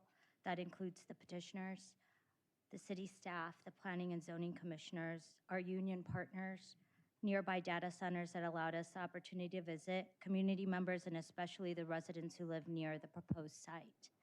Watching this process unfold, as someone who just started a few months ago on city council, has for me been an example of democracy at its best, listening to all the stakeholders and having a civil discussion about it, which from my vantage point was the case. There was civility and respect in our community, although rigorous debate, which is good and important. From the beginning, I saw it as my responsibility to keep an open mind and listen carefully to all the stakeholders and remain guided by process and the evidence presented. I know Councilmember McBroom suggested some of us may have been motivated otherwise, but I can tell you from my own experience, I don't know if I'm running for a re-election. I haven't made that decision yet, and I would never let that guide my decision-making, nor do I feel that any of my council members would do that. The detail with which we have agonized over some of this data is real and sincere. So I just want to share that. As required under the Naperville Municipal Code, my decision is based on whether the petitioner has met its burden by competent evidence in the Planning Zoning Commission record to satisfy each of the 4 conditional use standards. As a reminder, and I know it's been stated, failure to meet any one standard provides sufficient grounds for denial. I will be honest, over the past few months, to show that many of us kept an open mind. We were going back and forth. I think I had a debate in my mind constantly over the last 5 months to kind of sift through this evidence. That said, after reviewing the record before us, I find that I have more concerns than confidence. I join in the concern raised by other council persons, especially what Councilman Kelly just brought up regarding the fourth conditional use standard. Though I do not rely on it alone, my most significant concerns relate to the following aspects of the first two conditional use standards.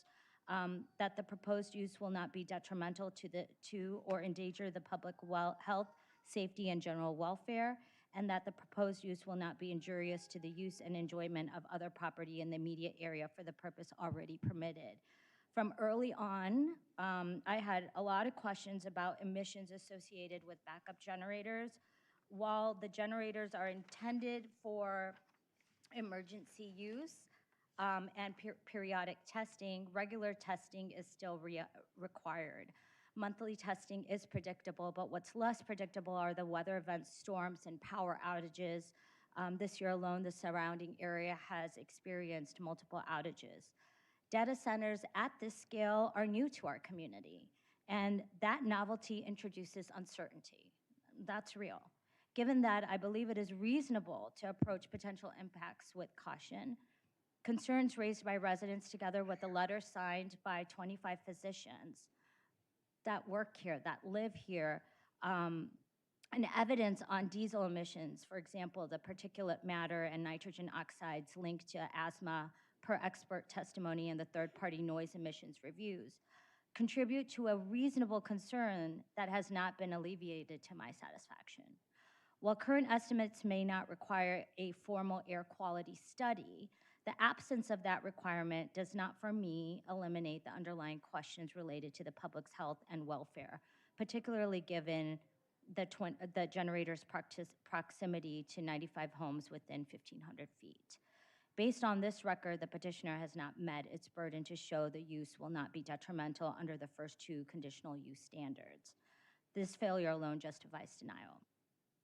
The owner's acknowledgement and acceptance agreement, otherwise referred to as the OAA, which is part of tonight's agenda for the proposed data center, spans 126 pages, including exhibits such as CARE's Critical Data Center Community Stewardship Pledge. And I appreciate the efforts reflected in the OAA to attempt to mitigate potential negative impacts of the data center on the community. However, despite the number and complexity of the requirements in the OAA, I believe they fail to sufficiently address the deficiencies in meeting the conditional use standards applicable to this proposed data center. Instead, they underscore the fact that we are not in a position to represent our constituents, that the operation of that data center, which would be located in the vicinity of 4 residential neighborhoods, will allow these neighborhoods the quiet enjoyment of their homes and give them the confidence that by living in proximity to the center, they are not jeopardizing the health and welfare of the families. The question for me is not whether we can make a data center work on paper, but whether this truly fits the site and if it requires this much mitigation. This is not about opposing development. It is about ensuring that we approve development that aligns with our community and our planning framework and our ability to realistically oversee it over the long term. Finally, I consider the third of the conditional use standards, that is the establishment of the conditional use will not impede the normal and orderly development and improvement of the adjacent property for use permitted on the district. And I remain concerned about electric capacity and long-term planning. If approved, the data center would become the city's largest electrical consumer. The capacity of both ComEd's and Naperville's electric systems is not unlimited. In light of the uncertainty of the future availability and cost of electricity, I am concerned that approving this proposal may constrain the city's ability to support future development in the I-88 corridor without substantial additional investment of the city time and resources. While this concern pertains to the third standard, it also pertains to a component of the first conditional use standard, that the proposed use will not be detrimental to general welfare. This failure under the third standard alone also justifies denial in addition to its overlap with the first standard. In conclusion, based on the record before us and applying the required standards for a conditional use, I'm just not persuaded that this proposal satisfies each of the necessary criteria for approval. Failure on any one standard justifies denial, and while I deeply respect the PZC's 8-1 recommendation for approval with conditions, the full record just does not persuade me otherwise. For those reasons, and with respect for all efforts of everyone involved, I will be voting no on the proposed data center. Councilman White? Thank you, Mayor. First of all, I'd like to express my sincere appreciation to everyone involved in the process. Many thanks are due to our staff, who's, I know they worked countless hours and many months to get this prepared for us. I'd like to also thank the Planning and Zoning Commission for the great work that they've done and the amount of time that they put into it as well. And I also want to thank the petitioner and their team of experts for their professionalism throughout the process. And of course, I want to thank the residents who took time out of their lives to engage, ask questions, and share their perspectives on this issue. I agree with my fellow council members that we have devoted a significant amount of time on this issue, both in discussions among ourselves and in conversations with members of the public, as well as the petitioner, and several of us have had the opportunity to visit data centers in other communities, and I appreciate the coordination to make that happen. While I respect the PZC's 8-1 recommendation for approval with conditions, the full record persuades me otherwise. With everything that has been said, our responsibility tonight is to determine whether the petitioner has met each of the criteria required for a conditional use under the municipal code. The burden rests with the petitioner to demonstrate by a preponderance of competent evidence in the PZC record that the proposal satisfies each standard. Failure to meet any one of those provides sufficient grounds for denial. As I evaluate the aspect of the second conditional use, that the conditional use will not substantially diminish and impair property values within the neighborhood, I continue to struggle with the potential impact on surrounding property values. I fully acknowledge that none of us have a crystal ball, and we cannot predict with certainty what will happen to property values over time. However, the burden rests with the petitioner to demonstrate that their proposed development will not substantially diminish and impair property values within the neighborhood. While I have reviewed the housing trend report that was submitted, I am not convinced that it sufficiently demonstrates that there will be no adverse effect on property values in the surrounding neighborhood. This failure under the second conditional use standard alone justifies denial. On the other significant condition for me is consistency with the comprehensive master plan, though I do not rely on it alone. While the plan designates the site for medium-density residential, it allows flexibility for case-by-site evaluation, yet this site's proximity to residences creates incompatibility. The petitioner has not met this standard. This failure alone justifies denial. And for these reasons, and despite the petitioner's efforts to address these concerns, I cannot support the request for conditional use for this property. Thank you. Councilman Wilson. Thank you, Mayor. Thank you to all the residents that have consistently come to these meetings, planning and zoning meetings, obviously, the petitioner for putting in all the work it's taken to get here to this point. Appreciate meeting with some of the residents I see here tonight. I do appreciate the fact that, you know, a number of them had said that they're not explicitly opposed to data centers themselves. So I do appreciate that, and I do appreciate their understanding with, I guess, getting themselves educated on the electricity situation and its impacts. You know, I bring up them being not opposed to data centers, just to contrast that with folks who, I suppose, fear them for whatever reason, despite using search engines and storing their pictures there. But one of the residents, when I brought that up, said, ignore the hypocrisy there. So, that being said, speaking with the residents about the various conditions, I don't think I need to repeat them anymore. That's been done and brought up here, I guess, at this point. So that being said, with the new information that the petitioners brought here tonight, I'd certainly like to be able to have a chance to review that and see what impacts that has with regard to how it would affect my decision. So I'd like to be able to review that information to be able to make a decision prior to being able to make a decision tonight. Thank you.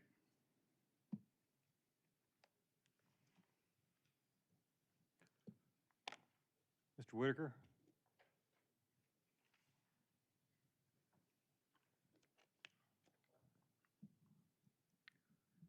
Before I ask my questions of the petitioner, I do want to also thank everyone who was here on all sides of the matter for taking their time to engage and share their perspectives with the City Council. I know everybody on the City Council takes their job seriously, and it's our obligations as elected officials and our legal obligation as representative of the city in the zoning case to give this proposal every bit of proper attention it deserves. Mr. Whitaker, as a result of the project downsizing that you identified tonight, you testified that you're going to need fewer generators. Is that accurate? Fewer generators and fewer HVAC units, yes.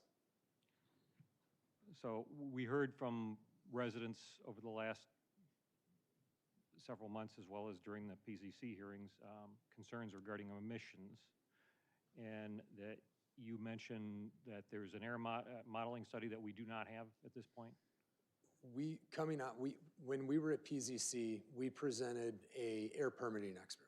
The air permitting expert spoke to the Clean Air Act and the regulatory framework by which the US EPA and the IEPA would regulate emissions on a facility like this. There's a major source permit for large-scale permitters through the US EPA. If it doesn't meet thresholds, it defaults to the IEPA. There's a major source and a minor source at IEPA. We would qualify as a minor source. As a minor source in this region, we would not be required to do any air modeling. So when we were going through and putting together our case for this project, we looked at the Illinois Environmental Protection Agency as the expert agency with respect to air permitting. We looked at their requirements, and we were guided towards meeting their requirements, which we did through this process and was made clear by the record at Plan Commission. Coming out of the Plan Commission, we had an 8-to-1 vote finding in our favor. Greg and I got together and said, listen, there's a lot of fear surrounding this issue of emissions, and I think we both think it's unfounded based on the discussions that we had with our permitting experts. We decided at that point in time to go out and look for proposals to do air modeling. It's air dispersion modeling, and so the thought process is if we had a major source permit, the IEPA would require us to do this scope of work. They would say, we want you to program in a regulatory framework, we want you to program in the inputs, the diesel engines that are the emitting source. We want you to establish what are the atmospheric conditions in this area. We want you to look at the worst case conditions based on anticipated operations of this facility, and we want you to show us what is the impact. And the reason you do that is, like I said during my closing remarks, that in order to establish a hazard, there has to be exposure. There is nothing on exposure in the record today. We believe that the exposure, well, I shouldn't say that. We testified that the exposure is so small that the IEPA would not require air modeling. We came before you tonight Having personally done hundreds of cases before this council and knowing that this council has a long history of thoughtful consideration of zoning cases, particularly ones that are controversial. I think back to Polo Club. I think back to Napier Commons, for God's sakes, and the amount of time we spent to go through all of the details of those cases. This council took countless hours, devoted the time, put in the effort to understand, and they allowed us to go to take the time necessary to produce all of the information necessary for you to make a final decision. That's what we asked you to do tonight. Allow us to do the air dispersion modeling that is going to tell you what is going to be the impact, because with the air dispersion modeling, you will see the components of diesel exhaust that residents have talked about, but then you will actually understand the exposure, because we would produce a study for you that would show these are the levels of constituent components of diesel exhaust at, for example, the property line. At that point in time, the city council would be prepared to make a decision from my perspective. And would that study be based upon what generation is being proposed tonight, or is it going to be on the original presentation? It would be based on the generation that's proposed tonight. When we started the study coming out of Plan Commission, we believed we had the capacity to build a 36 megawatt IT facility. That's no longer the case. We would have had the study done we would have had the study done if we would have remained at 36 megawatts IT. Because as a result of negotiations with the city's legal team, we ended up curtailing the size of the facility. The entire study had to be re-racked. We have spent tens of thousands of dollars on the study and would like the opportunity to present that to council. So the ongoing negotiations with the city team prevented the study from being ready for today? Is that what you're saying? The negotiations with the city's legal team caused us to reduce the scale of the facility. By reducing the scale of the facility, it changed the inputs for that air dispersion modeling. We were no longer modeling 24 diesel engines. We would be modeling, there would be 16 diesel engines on site, 12 of which would be required for backup generation. Counselor, were you involved in those negotiations? Can you confirm what the petitioner's saying? Is that accurate? We were involved in the negotiations, and we did discuss the 36 megawatt peak cap that was introduced, which was new information to the petitioner post PZC, yes. So that potentially gives merit to what the petitioner is saying, that their study had to be changed? And that's why we might not have it tonight? I'm not sure about that. That's the petitioner's representation. I'm not sure the accuracy of it, but I do know that we discussed the difference of opinion as to what the PZC considered, and the petitioner ultimately agreed to a 36 megawatt peak cap, which they represented was different than what they expected to be able to achieve coming out of PZC. Okay. Mr. Whitaker, significant change, if my notes are correct here, I wrote down from 244,000 square feet to 145,000 square feet. Is that accurate? Correct. From 24 to 12 gen sets? There would be with two, was it 2 or 4 additional like standbys in case something breaks? I believe the final count would be 16 total generators, 12 of which would be required to provide backup operations. So there are 4 backup generators that are backups to the backups. Okay. They would not be operated in the case of an emergency. With this new layout or reduced layout or whatever, is it possible to further adjust your location of the equipment or the layout of the building or screening or mitigation or anything that would potentially address the concerns of the residents? I've offered to speak to residents through some council members. I've not had the opportunity to directly engage with residents.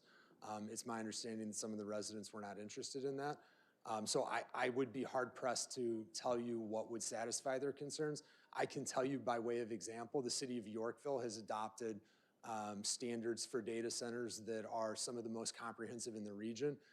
The setback requirement for a data center in the city of Yorkville is 500 feet. We would be in excess of 500 feet with the proposed 2 residential structures with the revised proposal coming under the OAA. But if the building is shrunk and the gen set yard is shrunk, that affects the distances and the other things, is that correct? That's correct. All right, and I understand it, I believe was it the Hafner study, the noise study? Am I referring to the correct study for the noise study? Say it one more time. The Hefner? Oh, Jacob and Hefner. Yes, Yeah, that is was correct. the noise study impact that was assessment. commissioned by the city for this project. With the reduction in gen sets, and now that you're talking about a maximum of 12 under normal circumstances operating, what is going to be the impact of that study? Is the study now no good, or does it need to be redone, or is it flawed, or is it going to be reduced, or what can you speak to with regard to the change in the amount of gen sets based upon what we studied as the original proposal? The primary component of noise generation under the Jacob and Hefner noise impact assessment is the cooling units. And so we would be reducing the number of cooling units from 24 to 16 with the reduction in scale. It stands to reason that we would then also re-rack the noise impact study to reflect the fewer number of gen sets, because with fewer running cooling units, the output of sound from the facility would decrease.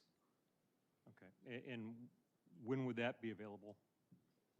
We would be happy to produce updated information for the second meeting in February.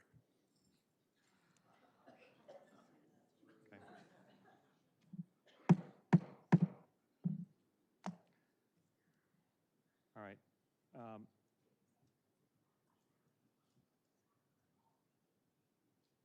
I don't see any other questions from council members. Any other questions? All right, well, council, I'm sorry, Councilman Kelly? I was just going to make no question, but just a comment about the conversation that was just had, and I'll say I appreciate the proposed downsizing. I've got concern about the conversation I just heard for a few different reasons. One of which is that we don't have that, what was just discussed, we don't have in front of us tonight. We've got an owner's acknowledgement and acceptance agreement that doesn't have those changes. And 2, that's not what the Planning and Zoning Commission considered when they put together the case, really, that we have to consider. So, so those are 2 concerns. A third concern is, we put in I'll just say for myself, put in a significant amount of time, certainly studying the case, studying the evidence, and the Planning and Zoning Commission evidence that came to us to come up with my conclusions that I stated on the record. I don't think I see those conclusions changing based on the size. So I just really hesitate to see how that would impact one way or the other the decision on what's before us tonight. But I think you were starting to say something, Mayor, so I apologize to cut you off there. No, I think it's the information on a topic as controversial as this, to have as much information in front of the city council for us to weigh a decision that is likely going to have some litigation involved and everything else, I think is extremely important. And my point in asking when that information is available, quite frankly, I never intended that or thought we'd be voting this through tonight on this type of issue.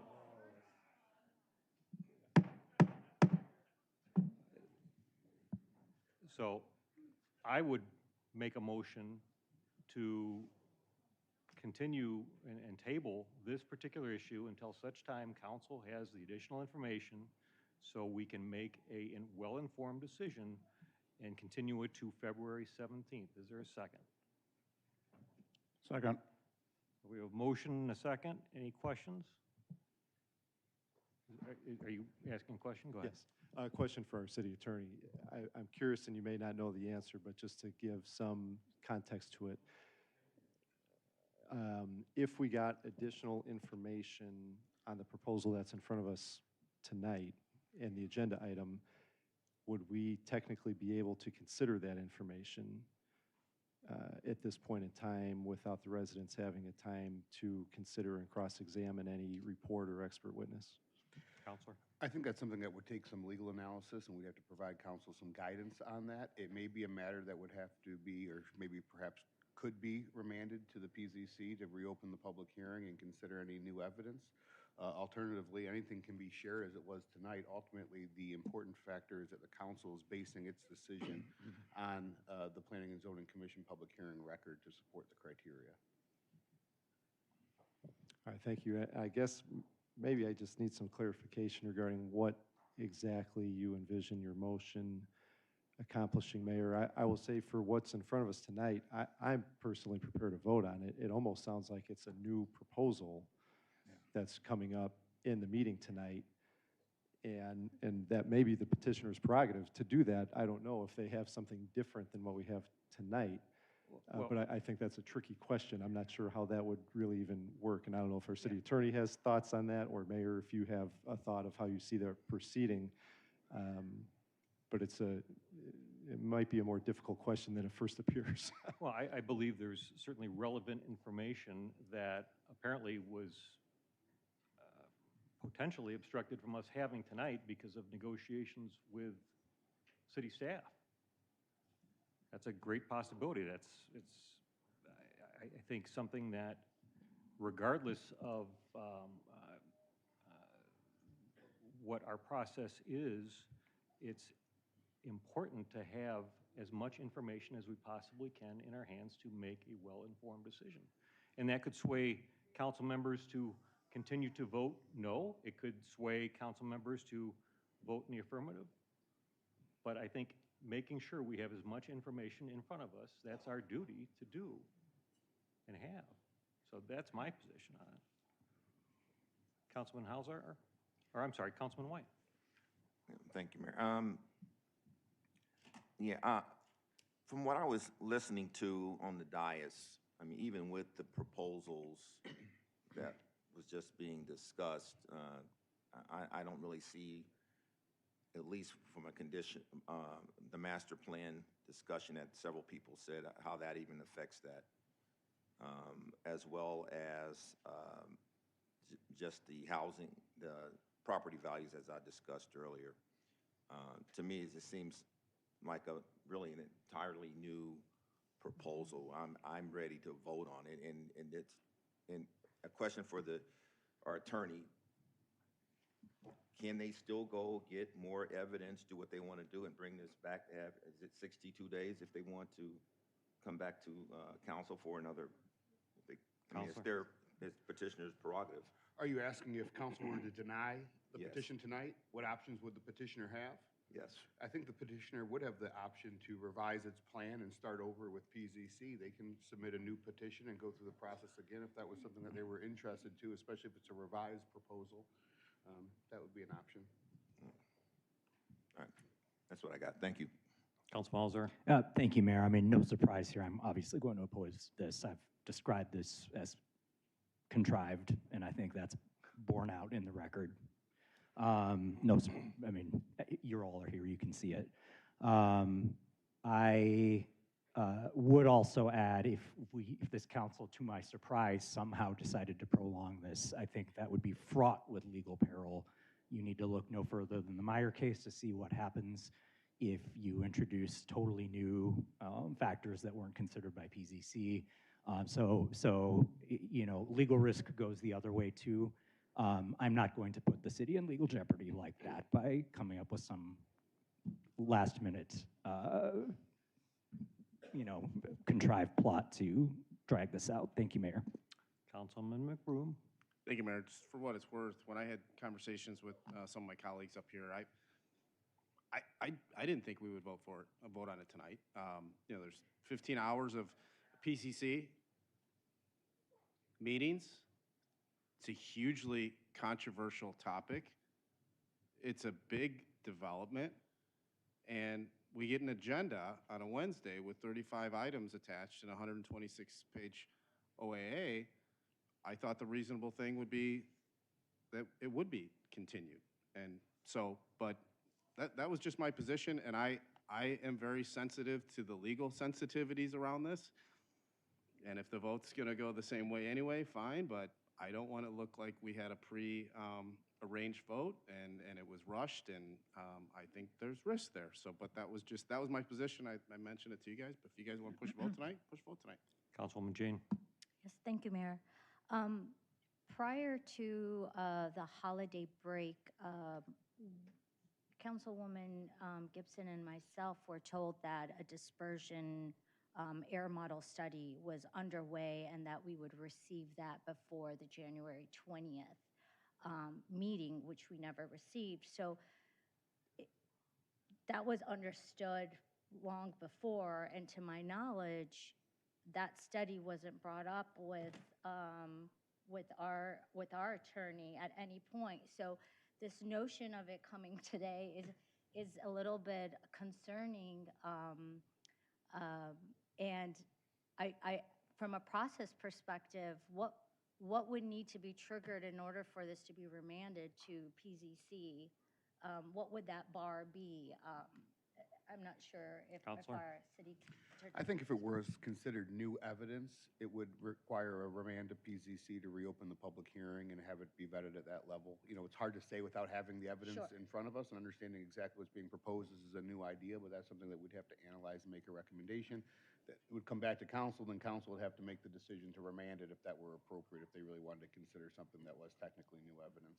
Yeah, thank you. Because through the process, as we were deliberating individually, there were questions that arose that we would ask staff about, and we're continuously told you need to look at the evidence that was presented in PZC and then maybe the OAA, right? Now that's your scope of your evidence that we are using to make our determination, but now it just seems like it's moving, and that's, you know, that seems not fair in the sense that when does it end then? You know, it could continually be changed, and when are we able to really make a decisive vote on it? And so I have strong concerns in presenting new material at this moment, and have just real strong concerns about that. Councilman Watson. Thank you. I don't know, maybe it's me being dense, but I don't consider this to be completely new. I view it as being what it was, but at a smaller scale. I think something new would be something like where a petitioner goes from, I don't know, a 300-unit apartment complex to 100 single-family homes. That would be completely new, but what we're seeing here is what existed at a reduced scale. So just my opinion on that. Thank you. Okay, we have a motion and a second to continue the matter to the February 17th meeting. Roll call. White? No. Wilson? Yes. Worley? Yes. Gibson? No. Holzhauer? No. Jane? No. Kelly? No. No. McBroom? Yes. Syed? No. Motion fails 6-3. Councilman White may have a motion. Mayor, move to deny the request for approval of a conditional use for data center variances for parking and equipment screening, wall height, and an owner's acknowledgement and acceptance agreement for the property located at 1960 Lucent Lane, Cares Critical Data Center. Can I ask a point of order, Mayor? Councilman Holzhauer? I guess I'll second I'm too. sorry. Were you making the second? Sure, I'll make the second. I actually had a point of order, Councilman Holzhauer, though. you got the second. Now a question for... Yes, I do. Go ahead. It's late at night, and I really want to make sure I heard that right. So, you know, many people have asked for a no vote. The way that was phrased, I think you made a motion to deny. So if I heard that correctly, and I means I'm voting against the proposal. Is that correct? Councilor DeSanto, is that correct? Councilor? Yeah. Thank you, Mayor. Yes, the motion was to deny the request for a conditional use for a data center Okay. variance, as I stated Then in the agenda. I'll be voting aye. And Thank so you. a vote yes is to deny the Okay, request. thank you. Thank you for the, that grace, Mayor. Okay, we have a motion and a second. Just for the record, I think this is a unique moment in our economic development history. I can't recall another zoning matter where the council or the petitioner or members of the council have asked for additional time and information, and then we've been told no. So I believe it's appropriate for this council to put the work in to hear everything on a case, especially of this magnitude. And I think that's what it means when you meet with dozens of residents on all sides of an issue, is that we have to get as much information as we possibly can. And it's not necessarily about taking a vote of convenience where it's all done in one night as much as it is as making sure we have everything we need to make a discussion or a decision. I mean, we do take 2 meetings to decide whether or not to put a stop sign in. We're making a decision on a $500 million+ investment in our city, and I think it's important that we hear all that information. So I appreciate and fully respect my fellow members of the council. I was rejected by a majority vote for continuing the matter, and in this vote, I do not believe I am prepared to take a vote. I'm going to be abstaining because the record, I believe, is incomplete. Councilman White, do you have a question? Yeah, a question. I guess as we go through this process, we understand what we're doing, what we were informed that we can do, based on what was presented at PZC. I don't see, by going back, considering new evidence, and then it potentially, it sounds to me, would have to go back through PZC. I just don't think that's, I just think it's somewhat disingenuous for us to do it that way. And if, the petitioner still has the ability to still do what he wants to do, get new evidence, go back through the process. He has that right. And we can start the whole process again if that's what they want to do. But based off of what we've been presented here, I don't see really an issue why we should have to wait and get more evidence. This could, as Councilwoman Sutton Jane said, this could continue forever.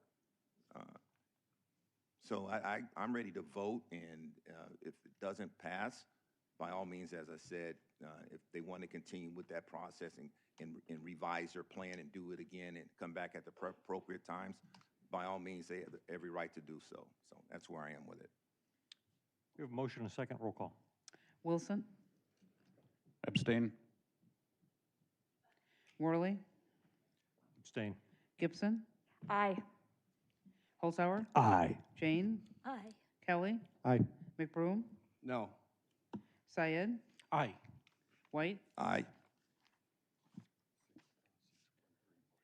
Motion carries 6-1 with 2 abstentions.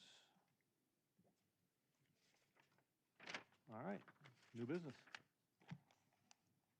Councilman Kelly. Thank you, Mayor. Totally different topic, so just want to bring something up in new business that's been on my mind for quite a while. And we heard a couple comments in public forum and throughout the data center discussion about affordability. And in a new year here, it's a topic that I would like to address, which is affordable housing, something we've been working on for 6 or 7 years now, probably, and have not been able to take a vote on a policy for the city to move forward.